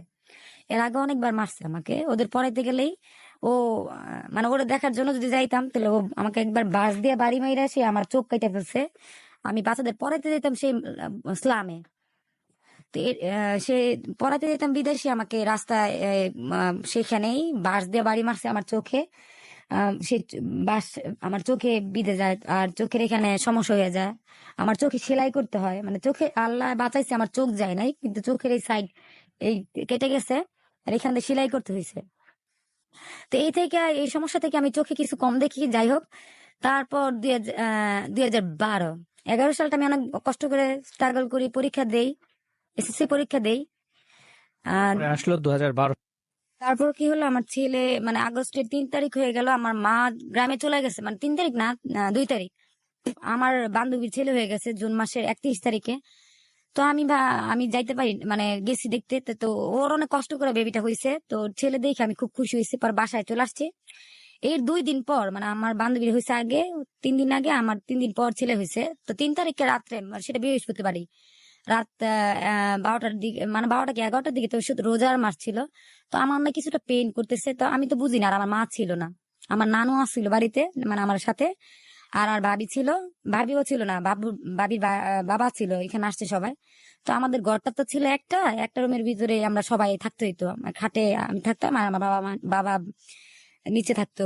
যেহেতু আমার বাবা সবসময় বাড়িতেই থাকতো, মা সবাই মিলে আমরা একটা রুমই থাকতাম। তো বড় রুম ছিল। তো আমার তালুর আসছে, তো আমি আমার আমার পেন শুরু হয়েছে, আমি কিছুই বলতে পারতেছি না। তো তবুও আমি কি করছি, বুদ্ধি করে আমার একটা ভাবি আছে, ভাবিরে ফোন দিছে, ভাবি আমার তো অনেক খারাপ লাগতেছে, আমি কি করবো। তো তখন প্রথম ব্রাক সেন্টার মানে হয়, তো সেখানে আমার বান্ধবীর ছেলে হয়েছে। তো আমি ভাবতেছি বাসায় তো আমার আরো কান্না করতে হবে, কারণ বাচ্চা হইলে আমি শুনতাম যে অনেক কষ্ট, অনেক কিছু। তো আমার কান্না করতে হবে, আমার এখানে কান্না করার স্পেস নেই আমার। আমি যদি একটু ব্যথা হয়, তো যখন আমি একটু আমার তালুর দিকে তাকাই, তালুই আমার দিকে কেমন যেন বড় করে চুপ করে তাকায়, আমার কাছে একটু লজ্জা লজ্জা লাভ মানে ভাব আসতেছিল এরকম। আর আমি বারবার ওয়াশরুমে যাইতেছিলাম, আমার ভাইও আমার সাথে সাথে আসতেছিল। আমার কাছে এটা কেমন যেন লাগতেছিল যে বড় ভাই আমার সাথে সাথে আসে। আমি তো কিছু বলতে পারতেছি না, কারণ আমার মা ছিল না ওই সময় আমার পাশে। তো পরের দিন আমার মা চলে আসছে, মানে না, পরের দিন আমার মা চলে আসছে, আমি আবার ব্রাক সেন্টারে যাই। তো ছোট আমি কান্না করে দেখি আমার ছোট বোন কান্না করে, ওইটা কান্না করে। তো আমার জিদে আমার বোনেরও আমি থাপ্পড় মারি, গাই তুই কান্না করিস কেন, থাম। আমি মানে ওরা কান্না করে, আমার মা কান্না করে, ভাই কান্না করে, ভাই পাশে, মানে আমি ওয়াশরুমে যাই, আমার ভাইও আমার পিছু পিছিয়ে যায়। তো আমার কাছে ভালো লাগতেছিল না, আনইজি ফিল হইতেছিল। পরে আমি ব্রাকে চলে যাই। তো এক পর্যায়ে দেখা যাচ্ছে যে আমার মানে আমি এতটা কষ্ট পাই নাই, কষ্ট যতটা বাসায় পেয়েছি যখন আমি ব্রাকে যাই। তখন আলহামদুলিল্লাহ আমার ছেলে হয়, ছেলে হওয়ার পর আমার যে ভাবি আমার সাথে যায়, আমার মাও যায়। মারে আমি মানে মারও আমি একটা মানে ভুল করছি, আমার জিদ মানে ব্যথা, আমার মারও আমি জোরে, মানে আমার বোনরও মারছি, মারও আমি মানে কারে কি করছি আমি বলতে পারি না, মার গায়েও হাত তুলছি। তো মা আর জিদ্দে যায় নাই, মা পিছনে যে ছিল যায় নাই। যখন শুনছে ছেলে হয়েছে, তখন আমার ভিতরে যায়, যার পরে দেখে। আর আমি তখন ফোন দিয়া, মানে আমার স্বামী ছিল, মানে এক্স হাজবেন্ড ছিল বাড়িতে। তো বাড়িতে ফোন দেয়, কিন্তু তাদের রিয়েক্ট কোনোই ছিল না, মানে ছেলে হইলে যে সে ভালো হবে, সে যে একটা খুশি হওয়ার কথা, কোনো কিছুই না। তো আমি যাই হোক, সে খুশি না, আমার শাশুড়ি শুনছে খুশি না। তো আমিও অতটা ইয়ে করি না যে আমার ছেলে হয়েছে, তাদের খুশি দরকার নেই, আমার ছেলে হয়েছে আমি অনেক খুশি। তো আসলে আমি আবার মানে ছেলে হয়েছে কিনা মেয়ে হয়েছে আমি জানি না, তো দায় মহিলার জিজ্ঞেস করতেছিলাম, খালা ছেলে হয়েছে না মেয়ে হয়েছে? তো খালা আবার বলতেছে এই চুপ, এত কথা বলস কেন? তো এটা পর মানে ঠিকঠাক হওয়ার পর বলতেছে ছেলে হয়েছে। তখন মানে আসলে যে বলে যে পৃথিবীর সব দুঃখ মুছে যায় যখন দেখে যে একটা মা দেখতে পারে, সন্তানের মুখ দেখে, যে সবকিছু ভুলে যায়। আসলে আমার কি হয়েছিল না হয়েছিল আমি সব ভুলে গেছি, যে আমি আমার ছেলের বাকি জীবন মনে হয় আমি ছেলের নিয়ে পার করবো, আর সে ভালো হইলে না হোক। তো আমার ছেলের নিয়ে আমি খুশি খুব। আমি বাসায় চলে আসছি, তো আমার আশেপাশের লোকেরা, আমি আবার ওয়াশরুমে যাই, তো তারা দেখে, বলতেছে শ্যামলী তোর বাচ্চা কিন্তু আজকে কালকের ভিতরে হয়ে যাবে। তাই আমি বলছি আমার বাসায় ঘরে গিয়ে দেখেন আমার ঘরে কি আছে। তো ওনারা আবার আমার কথা শুনে আমার ঘরে যাই গিয়ে দেখে আমার ছেলে খেলা করতেছে। তো তোরা খুশি হয়, ছেলে হয়েছে, আর আমিও খুশি। তো এর কিছুদিন পর আবার ওর বন্ধু আসে, ভাইয়ের থেকে ওর একটা বন্ধু আসে, মনির করে নাম। তো আমার ছেলের দেখে আসে, ওর খুশি হয়। তো সে জানতে পারে যে সাগর এরকম এরকম করে। তো আমার ফোন দেয়, আমি ওর ফোন ধরি না। সে চায় যে আমি ওরে, আমার ছেলে সহ ও বিয়ে করতে চায়। তো আমি বিয়ে, আমি কই না, আমি এখন বিয়েটি করবো না, আমার ছেলে বড় হোক, দেখি আমার হাজবেন্ড মানে বা ভালো হয় কতটুকু আমি দেখতে চাই, এর আগে আমি বিয়েটি করবো না। তো সে রাজি হয়, মানে আমি রাজি হই না, সে বিয়ে করে ফেলছে। আমি আমি এদিকে মানে ও বিয়ে করে ফেলছে, এর জন্য আমিও এতটা ইয়া করি নাই, ভুলে গেছি। এখন আমি আমার স্বামীকে আবার, আমার ছেলের বয়স 3, তখন ওর সুযোগ আরেকটা দেই। সে বলতেছিল আমি ভালো হয়ে যাব, তখন আমি আবার ওর রুম ভাড়া করে নিয়ে বলি তুমি যদি ভালো হও, তুমি ভালো হয়ে দেখাইতে হবে যে তুমি ভালো হইছো। আমার বাবা মা দেখবে যে তুমি ভালো হইছো, তাহলে আমি বাবা মারা বলবো যে ওর একটা ছেলে যেহেতু আসছে, তাহলে আর একটা সুযোগ দাও যে এবার ও ভালো হয়েছে। তো ওর রুম ভাড়া করে দিয়ে আমি তখন কলেজে ভর্তি হয়েছি। তখনও সে আগের মতনই, সে টর্চার করে আমাকে, বলে সে তার সময় দেওয়ার জন্য।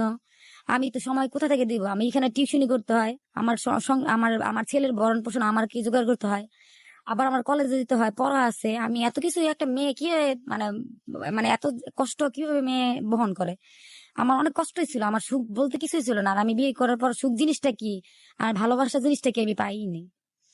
তো তখন ও 1 মাস ওরে ভাড়া দেই, মানে ভাড়া নিয়ে দেই, দেখি যে ও ভালো হয় না, সে খারাপের পথেই।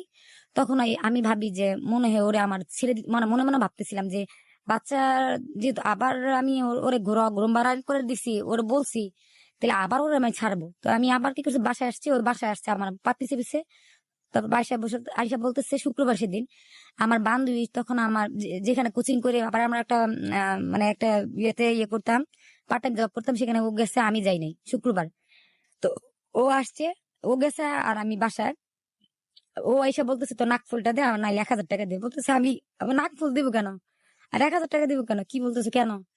বলতেছে যদি না দেশ তাহলে কিন্তু এখন খুব খারাপ হবে। আমি বলছি আমি কিছুই দিব না, তুই যা করার কর। পরে ও করছে কি, আমার কোল থেকে আমার ছেলেটা নিয়ে, আমার ছেলেটা তখন 3 বছর, ও কোল থেকে নিয়ে ও উপর থেকে মানে মানে উপর মনে হয় যে বলই ছুটছে, বল ছুঁড়া ও নিচে মানে আমার ছেলেটা নিচে ফেলে দিছে। ফেলে দেওয়ার পর মানে আমার আর কি বলবো, আমি কিছু করতে পারি না। আমার ভাই মানে আমার ভাইয়ের একটু মেন্টাল সমস্যা আছে, সে বুঝতে পারছে, সে ঘুম থেকে উঠা ওরে কালারে ধরছে যে এই তুই আমার বাইকটা মারতাছিস কে, তুই আমার বোনের মানুষকে তুই কি পাইছস? তো আবার ওর ছেলে যে তো বুঝতে মানে ও দিছে ঠিক আছে, নেশাগ্রস্ত ছেলে তো বুঝতে পারে না যে কি হইতেছে। তো আবার চলে গেছে, যে তোমার ভাই প্রতিবাদ করতেছিল, ও চলে গেছে। তো তখনকার আমার মনে হয়েছে যে যে ছেলে কিনা এতগুলো সুযোগ দেওয়ার পরও আমার এতটা টর্চার করে, আর ছেলেরা এরকম ভাবে উপর থেকে ফেলে দিতে পারে, তার রক্তের প্রতি তার মায়া নাই, সে আমারও কি একদিন মেরে ফেলবে। আর আমার বেঁচে থাকতে হবে আমার ছেলের জন্য, আমার বাবা মার জন্য। কারণ আমার বাবা মার, আমি একজন ছিলাম যে আমি বাবা মাকে দেখতাম, আমার ভাইয়েরা দেখতো না, আমি বাবা মার দেখতাম, ওদের সাথে থাকতাম, আর ও বাবা মা আমার পছন্দ করতো। আমি যেহেতু বাবা মার বড় মেয়ে, আর আমার দায়িত্ব ছিল যে আমি যেহেতু আমার ছেলেটাকে আমি নিজে ইচ্ছাতে দুনিয়ার পৃথিবীর আলো দেখাইছি, এখন পৃথিবীর আলো দেখাইতে হলে ওরা আমার বেঁচে থাকতে হবে, ওরা ভালো করে মানুষ করতে হলে আমার বেঁচে থাকতে হবে। অতএব আমি যদি বেঁচে থাকি তাহলে আমার ছেলে বেঁচে থাকবে, আমি যদি ওরা ছাইরা দেই তাহলে আমার ছেলে বেঁচে থাকবে। তখন সাথে সাথে আমি আর দাঁড়াই নাই, আমি সাথে সাথে থানায় চলে আসি, আমি বাটারা থানাতে আসি, আইসা ওসিরে বলি আমার একটা ভাই আছে, নাম জালাল, তো ওনার কাছ থেকে নাম্বার নিয়ে আমি ডাইরেক্ট ওসির কাছে আসি। ওসির সাথে কথা বলে আমি বলি যে এরকম এরকম হয়েছে। তো ওসি আবার একজন এসআই পাঠাই দিছে বাসায়, বাসায় পাঠাই দেওয়ার পর সবাই বসছে, বসার পর মানে বলতেছিল তোর দাবি কি। তো একটা ঘরে টিভি কিনছিল, এখনো আমার ঘরে টিভিটা আছে। তো টিভি কেনার সময় 5,000 টাকা দিছিল, বলতেছে আমার 5,000 টাকা দিয়ে দিতে হবে, আর কিছুই আমি চাই না। আর ও আমার ছেড়ে দিলে ছেড়ে দেখ, আমি ওর সাথে সংসার করতে চাই না। পরে আমি 5,000 টাকা, আমার ভাই ওরা 5,000 টাকা দিয়ে দেয়, আর আমরা সবাই মিলে ওরে ছাইড়া দেই। তারপর ওর সাথে আমার ডিভোর্স হয়ে যায়। তো এর কিছুদিন পরই আবার ওর একটা ফ্রেন্ড আসে, সাগর নামি, ওরই আবার বন্ধু। আমার এক্স হাজবেন্ডের নামও সাগর, ফার্স্ট সেকেন্ড হাজবেন্ডের নামও সাগর। তো ও আবার কি হয়েছে, আমার রুম ওর ডিভোর্স দেওয়ার আগেই আসছিল, আসার পর ওর আমার আমি যে বাসা ভাড়া নিয়ে দিছি ওই বাসায় গেছিল, সাগরের কাছ থেকে সব ডিটেল জানছে, যে রুম ভাড়া কে দেয়, ওরে সবকিছু কে দেয়। তো ও বলতেছিল আমার ওয়াইফে আমার সবকিছু দেয়, শ্যামলি সবকিছু দেয়, আমার ঘর ভাড়া দেয়, আমার খাওয়ায়, আমি ওরে কিছু দেই না, আমি ওরা সুখটু কিছু দেই, মানে আমার সত্য কথাই বলতো। তারপর ওই যে ওর লোভটা জমছে, মানে আমার সেকেন্ড হাজবেন্ডের যে লোভটা জমছে, এর এর এর কথা শুনে আমার প্রতি তার ভালোবাসা, সে আমার ভালো লাইকও করতো তার, কিন্তু সে একটা চান্স পেয়ে গেছে, আমি যখন ছেড়ে দিছি সে আমার পিছনে পিছনে সে আসতো। আর আমার ছেলের হাতটা পুড়ে গেছে, নুরেচালা প্রাইমারি স্কুলের এখানে একটা অনুষ্ঠান হইতেছিল, আমি গেছিলাম দেখতে। তো সেখানে ইলেকট্রিকের মানে ধইরা আমার ছেলে সেখানে সেন্সলেস হয়ে যায়, আর হাত হাত পুড়ে যায়। তো হাতটা যখন পুড়ে যায় কিছুদিন পর দেখি যে আমার ছেলের হাতে গর্তে ঘা হইতেছে, ইনফেকশন হইতেছে। তো ডক্টররা বলতেছে ঢাকা মেডিকেল নিয়ে যাইতে। তো আমি আবার একা একা কোথাও যাইতে পছন্দ করি না, তো আমার ও আবার ভাবি ডাকে, তো ভাবি আমি আপনার সাথে যাবো। তো আমি বলি, ঠিক আছে চলো। তো আমার ছেলের আমি ঢাকা মেডিকেল নিয়ে আসি, ওর হাত ড্রেসিং ড্রেসিং করাই।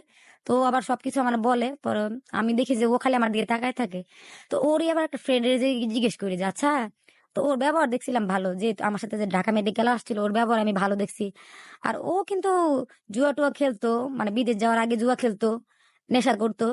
তারপর ও মানে অন্য ধরনের থিফ মানে অবৈধ কাজের সাথে জড়িত ছিল এই সাগর।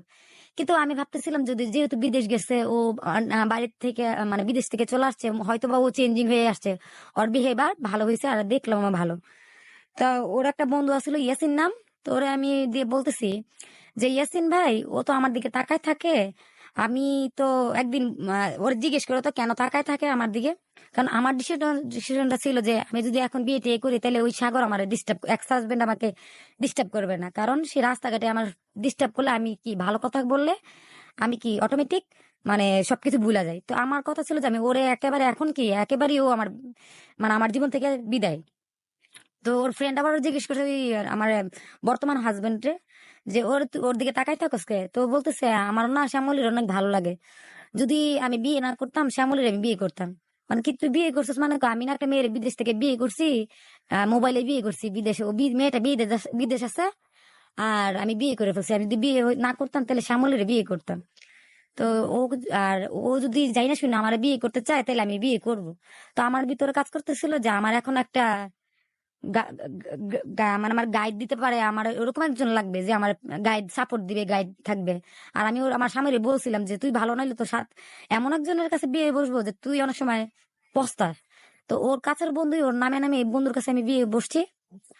আর আমার আইডি কার্ডে তো সাগর নাম, তো আমি চাচ্ছিলাম যে যে আমার নামটা এক থাকুক, আমার ছেলেও যেন সবার বলুক আমার বাবার নাম সাগর। তো কোথাও পরিচয় দিলে আর সে যদি ভালো থাকে তাহলে তার এখানে কোনো কিছু ইয়া নাই। আমার স্বামী নাম হাজবেন্ড স্বামী সাগরই, কেউ আর বলতে পারবে না যে ওর বাবা কে কি, কারণ নাম তো একই। এর জন্য আমি ওই সাগরের বিয়ে মানে মানে ওই ইয়াসিনের দিয়ে জিজ্ঞেস করে যে ও আমার দিকে তাকায় থাকে কেন। তো ও আবার বলছিল যে ও যদি বিয়ে করে আমারে যাই না শুনে, আমি একটা বিয়ে করছি মোবাইলে, সে মেয়ে এখন বাইরে আছে আর এখন আমি ওর বিয়ে করবো, ও ওর বাবা মার সাথে থাকবে। আর যেই মেয়ের আমি বিদেশ থেকে বিয়ে করছি সে যদি বাংলাদেশে আসে সে আমার গ্রামের বাড়িতে থাকবে। তো আমি বলছিলাম ঠিক আছে, আমি যেহেতু আমার বাবা মার সাথে থাকতে চাই আর আমার ছেলেটারে মানুষ করতে চাই, তাহলে তো আমার ওরকম বিয়ে বসার দরকার নাই যে আমি একেবারে কোথাও কোনো জায়গায় বিয়ে বসবো যে আমি চলে যাবো। কারণ আমি ভাবতাম যে আমি যদি ছেলেটারে নিয়ে কোথাও যাই আমার ছেলেটারে কেউ মানবে না। আর আমি যদি কোথাও আমার মানে আমার মা চাইতো আমি একটা ভালো জায়গায় বিয়ে আমার হোক, কিন্তু আমি ভাবতাম যে আমার মার রাইখে চলে গেলে আমার মারে দেখার মতো কেউ নাই। কারণ আমার দুইটা ভাইয়ের ভিতরে একটা ভাই ছিল মেন্টালগত সমস্যা, আর একটা ভাই ছিল জুয়া টুয়া খেলতো, ও বউ নিয়ে সেপারেট থাকতো। তো সবসময় আমার ভিতরে মানে চিন্তা থাকতো যে আমি যদি আমার মারে রেখে চলে যায়, আর আমার বাবা ছিল উনিও একটু মেন্টাল ধরনেরই, মানে কি ওনার মানে স্থির থাকতো না, উনি ঢাকায় থাকতো না, গ্রামেই বেশি থাকতো। তো আমার মাকে দেখার জন্য সবসময় আমিই ছিলাম আর কেউই না। তো ওর কথাতে আমি রাজি হয়ে যাই, তো ওই সাগরের কাছে আমার বিয়ে হয়ে যায়। আমি ডাইরেক্ট কোর্টে চলে যাই, কোর্টে গিয়ে মানে 2.5 লাখ টাকা কাবিনে ওর বিয়ে করি। ও বসে 2.5 লাখ টাকা আমাকে ব্যাংকে দিয়ে রাখবে, সে ব্যাংকে টাকা যখন মানে সে যদি টাকা টাকা নাও দিতে পারে সে টাকা আমার ব্যাংকে যে লাভটা আসবে সেই লাভটা দিয়ে আমি চলবো। তো আমি ভাবছিলাম ও মনে হয় যা করবে তা ঠিকই, যেহেতু ওই সম্বন্ধে ধারণা আছে। ও বলতেছে ওই মেয়েরা যে 2.5 লাখ টাকা কাবিন দিছে আমারও 2.5 লাখ টাকা কাবিন দিছে, এর ভিতরে তো কোনো মানে লুকোচুরির কিছু ছিল না। তাই আমি ভাবছিলাম যে ও মনে হয়তো বা ওই সাগরের চেয়ে এই সাগরটাকেও ভালো হবে, হয়তো বা লেখাপড়া না হোক, দুটার ভিতরে একজনের না হোক সমস্যা নাই। আমি পড়াশোনা করে যাই, আমি ওদের ইয়ে করব, ওরা যাচ্ছে আমার সাপোর্ট দিবে। তারপর ওর বিয়ে করি, বিয়ে করার পর এক এক মাস পর ও আবার 1 মাস পরে চলে যায়। যাওয়ার পরে ওর বাবা মা জানতে পারে যে আমার বিয়ে হয়েছে। তারপর ওরা আমার মানে যা করছে সাগর তো তা করে নাই, 2.5 লাখ টাকা তো আমার দেয় নাই। আচ্ছা সে পরে পরে দিবে, সে আস্তে আস্তে ইনকাম করবে বিদেশ থেকে দিবে সে বলতেছিল। তাছাড়া আমি ভাবতেছিলাম ঠিক আছে, আর ভালো ব্যবহার করতেছিল। আর আমি টাকা না দিলেও ওর ভালো ব্যবহারে আমি সন্তুষ্ট ছিলাম। যে আমার দরকার ছিল একজন ভালো মনের মানুষ যে কিনা আমাকে ভালোবাসা দিবে, কথা দিয়ে আমার মন ভরায় রাখবে। তো ওর কথাতে তারপর ও মাঝে মধ্যে আমাকে টাকা পয়সা কিছু দিত, এই 5,000 2,000 3,000 যেরকম। আর আমি এতেই খুশি ছিলাম, কারণ কি আমি প্রথম হাজবেন্ড আমাকে মানে ওরকম দেয় নাই, সেকেন্ড হাজবেন্ড আমাকে যা দিছিল মানে ও 2,000 1,000 যাই দিত, মানে আমি খুব খুশি ছিলাম এই ভাইবা যে প্রথমটার থেকে দ্বিতীয়টা তো ভালো ছিল।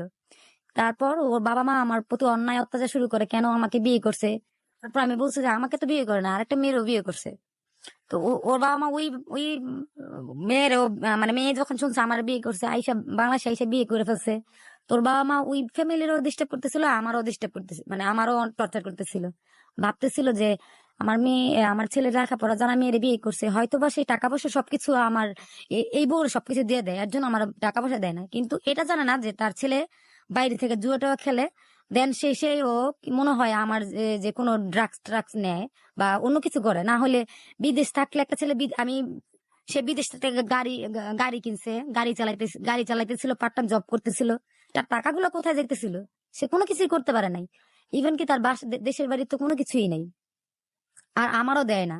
তার বাবা মা ভাবতেছিল আমাকে দেয়, সেজন্য তার বাবা মা আমার টর্চার করতেছিল। তো তাদের টর্চার আর আমার স্বামীর খারাপ ব্যবহার, দিন দিন তার খারাপ ব্যবহার, মানে বোনেরা ব্যাড কিছু বলতেছিল যে শ্যামলী এরকম এরকম। একটা ছেলে বিদেশ থাকলে খারাপ কিছু বললে অবশ্যই সেটা মেনে নিয়ে, মানে অনেকে মানে যে শ্যামলী অনেক ছেলে সাথে কথা বলে হ্যান ত্যান, কিন্তু আমি কারোর সাথে কথা বলি না। আর এদিক দিয়া ওর বাবা মা আমার টর্চার করে, আমি নিজের টাকা দিয়ে ওর বাবা মার কাপড় চোপড় কিনা দেই, ওরা ভাবে যে আমার হাজবেন্ড আমাকে টাকা দেয় আর আমি ওদের দেই। আমার দুইটা একটা নন আছে, একটা জাল আছে, মানে ননাস আছে। এরা আমার যে কি টর্চার করছে, আমাকে মার ধর, আমার অনেকবার আমাকে মারছে ওরা। আমি খালি যাইতাম যে আমার তোমরা এত টর্চার করো কেন, আমি তোমার ভাইয়ের কাছে বিয়ে হয়েছে, তোমার ভাইও আমার সাথে ভালো ব্যবহার কথা বলে না, তোমরা আমার সাথে এরকম করো, আমার সাথে এরকম করো কেন। তো ওর আমার মাইরা টাইরা দিত, আমার ওই যে আমার একটা আমি যে বাসায় বর্তমানে আছি, ওই সুলমান আঙ্কেল, তার আমি বাবা বলি ডাকি, সে আমার ওইখান থেকে নিয়ে আসে। আমার অনেক মারছে আমার ছেলের সামনেও, কারণ তারা মারতো কেন, এর জন্য যে আমি, আমার ছেলেটা তো ওদের ভাইয়ের ছেলে না। আর আমি যদি চলে যাই, ওরা টর্চার করলে তাদের জন্যই ভালো, কারণ তার ভাইরে বিয়ে করাইতে পারবো, আর আমার তো কেউ বিয়ে করবে না, কারণ আমার একটা ছেলে আছে। তারা সবসময় এটা ভাবতো। কিন্তু আমি কিন্তু তাদের অনেক হেল্প করছি, তার মেয়ে পড়াশোনা করতেছে, ক্লাস 6-5-এ পড়ে, ওইখান থেকে আমি তাদের স্পন্সরশিপ করাই দিই। তারা এখনো পড়াশোনা, মেয়ে কলেজে ভর্তি করাই দিয়ে পড়তেছে, বাট তাদের কোনো রেসপেক্ট নাই। আমি যদি রাস্তা দিয়ে যাই, মানে আমাকে দেখলে কোনো রেসপেক্ট করে না। প্লাস ওইখানে কিছু বাচ্চাও আছে যারা মানে পড়াশোনা করে, বাট ওদের আউট কোনো জ্ঞান আমার মনে হয় নাই। কারণ আমরা যদি ক খ কারো কাছ থেকে শিখি, আমার মনে হয় যে তাদের সম্মান করা উচিত।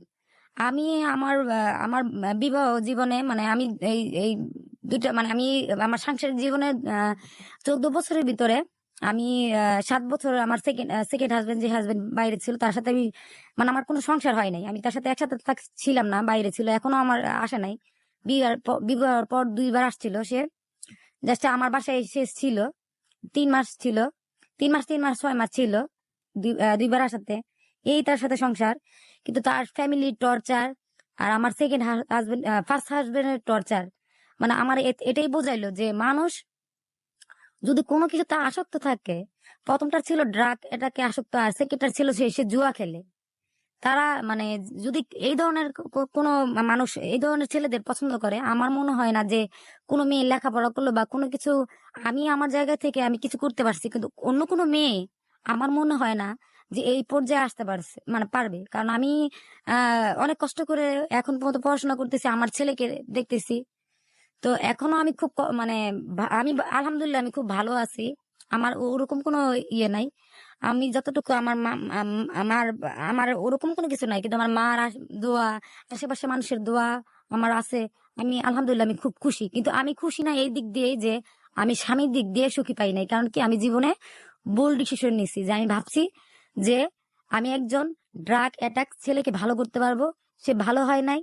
সেকেন্ড, আমি ভাবছি যে মানে মুখোশধারী ভালো ব্যবহার, মুখোশধারী জুয়া খেলে, আগেও জুয়া খেলতো, সে বিদেশ গেছে, ভাবছিলাম যে বিদেশ হয়তো থাকে, সে জুয়া টুয়া খেলবে না। কিন্তু না, যার যেই স্বভাব, সেই স্বভাব ঠিকই থাকে যদি তার ভালো হওয়ার ইচ্ছে না থাকে। তো এদের ভালো হওয়ার ইচ্ছে ছিল না। আর আমার কথা হচ্ছে, আমি এই ভুলগুলো করছি। আমার একটা কোচিং সেন্টার আছে, সেটা বাটাতে, লালমাটিতে। সেখানে অনেক মেয়েরা, সেটা মেয়েদের জন্যই, মেয়েদের জন্য আসা। সেখানে অনেক মেয়েরা, আমি আমার আমার নিজের গড়া আমার কোচিং সেন্টার, আমি নিজে সেই কোচিং সেন্টারটা আহ, আহ, নিজের নিজের ইয়াতে আমি তৈরি করছি। সেখানে 120 জন মেয়েরা পড়াশোনা করতেছে। এখন অনেক মেয়েরা কলেজে, এখন অনেক মেয়েরা 9-এ 10-এ। তো তাদের উদ্দেশ্যে আমার এখানে, আমি একান্তভাবে তাদের জন্যই আমার এখানে আসা, যে আমি শ্যামলী ভুল করছি, যেন তোমরা ভুল না করো। আর তোমরা ভালো কিছু, মানে ভালো একটা পর্যায়ে গিয়ে ডিসিশন নাও বিয়ে টিয়ে করার। আমি বাল্য বিবাহ করছি, আমি ক্লাস 8-এ থাকতে বিয়ে করছি। তোমরা আমার পর্যায়ের মতো, মানে আমি যে কষ্টগুলা হায়ার করছি, বা আমি মানে এই কষ্টগুলা নিয়ে আমি চলতে পারছি, তোমরা পারবা না। কারণ এমনও সময় আছে যে সুইসাইড করার মানুষ আমার আসছিল, কিন্তু আমি আমার মায়ের জন্য করি নাই, আমার মায়ের প্রতি ভালোবাসাটা আমার বেশি ছিল। কিন্তু তোমাদের কিন্তু এরকম হবে না, তোমাদের ক্ষেত্রে হয়তো বা অন্য কিছু হতে পারে। তো তোমাদের জন্যই আমার এখানে আজকে আসা। তোমরা যদি কেউ এই মানে হিস্ট্রিটা তোমরা শোনো, আর তোমরা জানো যে শ্যামলীর লাইফ হিস্টোরি, শ্যামলী আপুর লাইফ হিস্টোরি তোমাদেরই ভালো বেশি জানো, আর কেউ জানে না। তো তোমরা যদি ভালো জানো, তোমাদের কাছে অনুরোধ, আমি তোমাদের উদ্দেশ্যে এখানে আসা, তোমাদের আমি বলি যে তোমরা অন্তত পক্ষে মেট্রিক পরীক্ষা দেওয়ার আগ পর্যন্ত তোমরা বিয়ে করো না, আর কোনো ড্রাগ অ্যাটাক ছেলেদের তোমরা পছন্দ করো না। আর আমি আহ লালমাটি এরিয়া সকলকে বলি যে আমার যে কোচিং সেন্টারটা আছে, আপনারা এই মেয়েগুলো যখন আহ রাস্তাঘাটে যায় বা কিছু করে, আর এদের যদি এদের প্যারেন্টস মানে ফ্যামিলি পরিবারেরা শুনে থাকেন, তাহলে আপনারা আপনার মেয়েদেরকে একটু দেখাশোনা করে মানে যখন কোচিং এ যায়, স্কুলে যায়, আপনারা একটু দেখবেন যে আসলে মেয়েটা কারোর সাথে রিলেশনে জড়িত হয়ে গেছে কিনা, বা আমার মেয়েটা কি করতেছে। স্কুলে যখন যায় আপনারা সঠিকভাবে গাইড দিবেন, কারণ বাবা মা এই পারে যে একটা সন্তানের সঠিক রাস্তায় দেখাইতে। বাবা মা পড়াশোনার দিকে হেল্প না করতে পারে, আপনারা গরিব হতে পারেন, বাট আপনারা তো দেখতে পারেন যে মেয়েটা কি করতেছে। তো আমি যেহেতু আপনাদের মেয়েদের এই সুযোগটা করে দিয়েছি,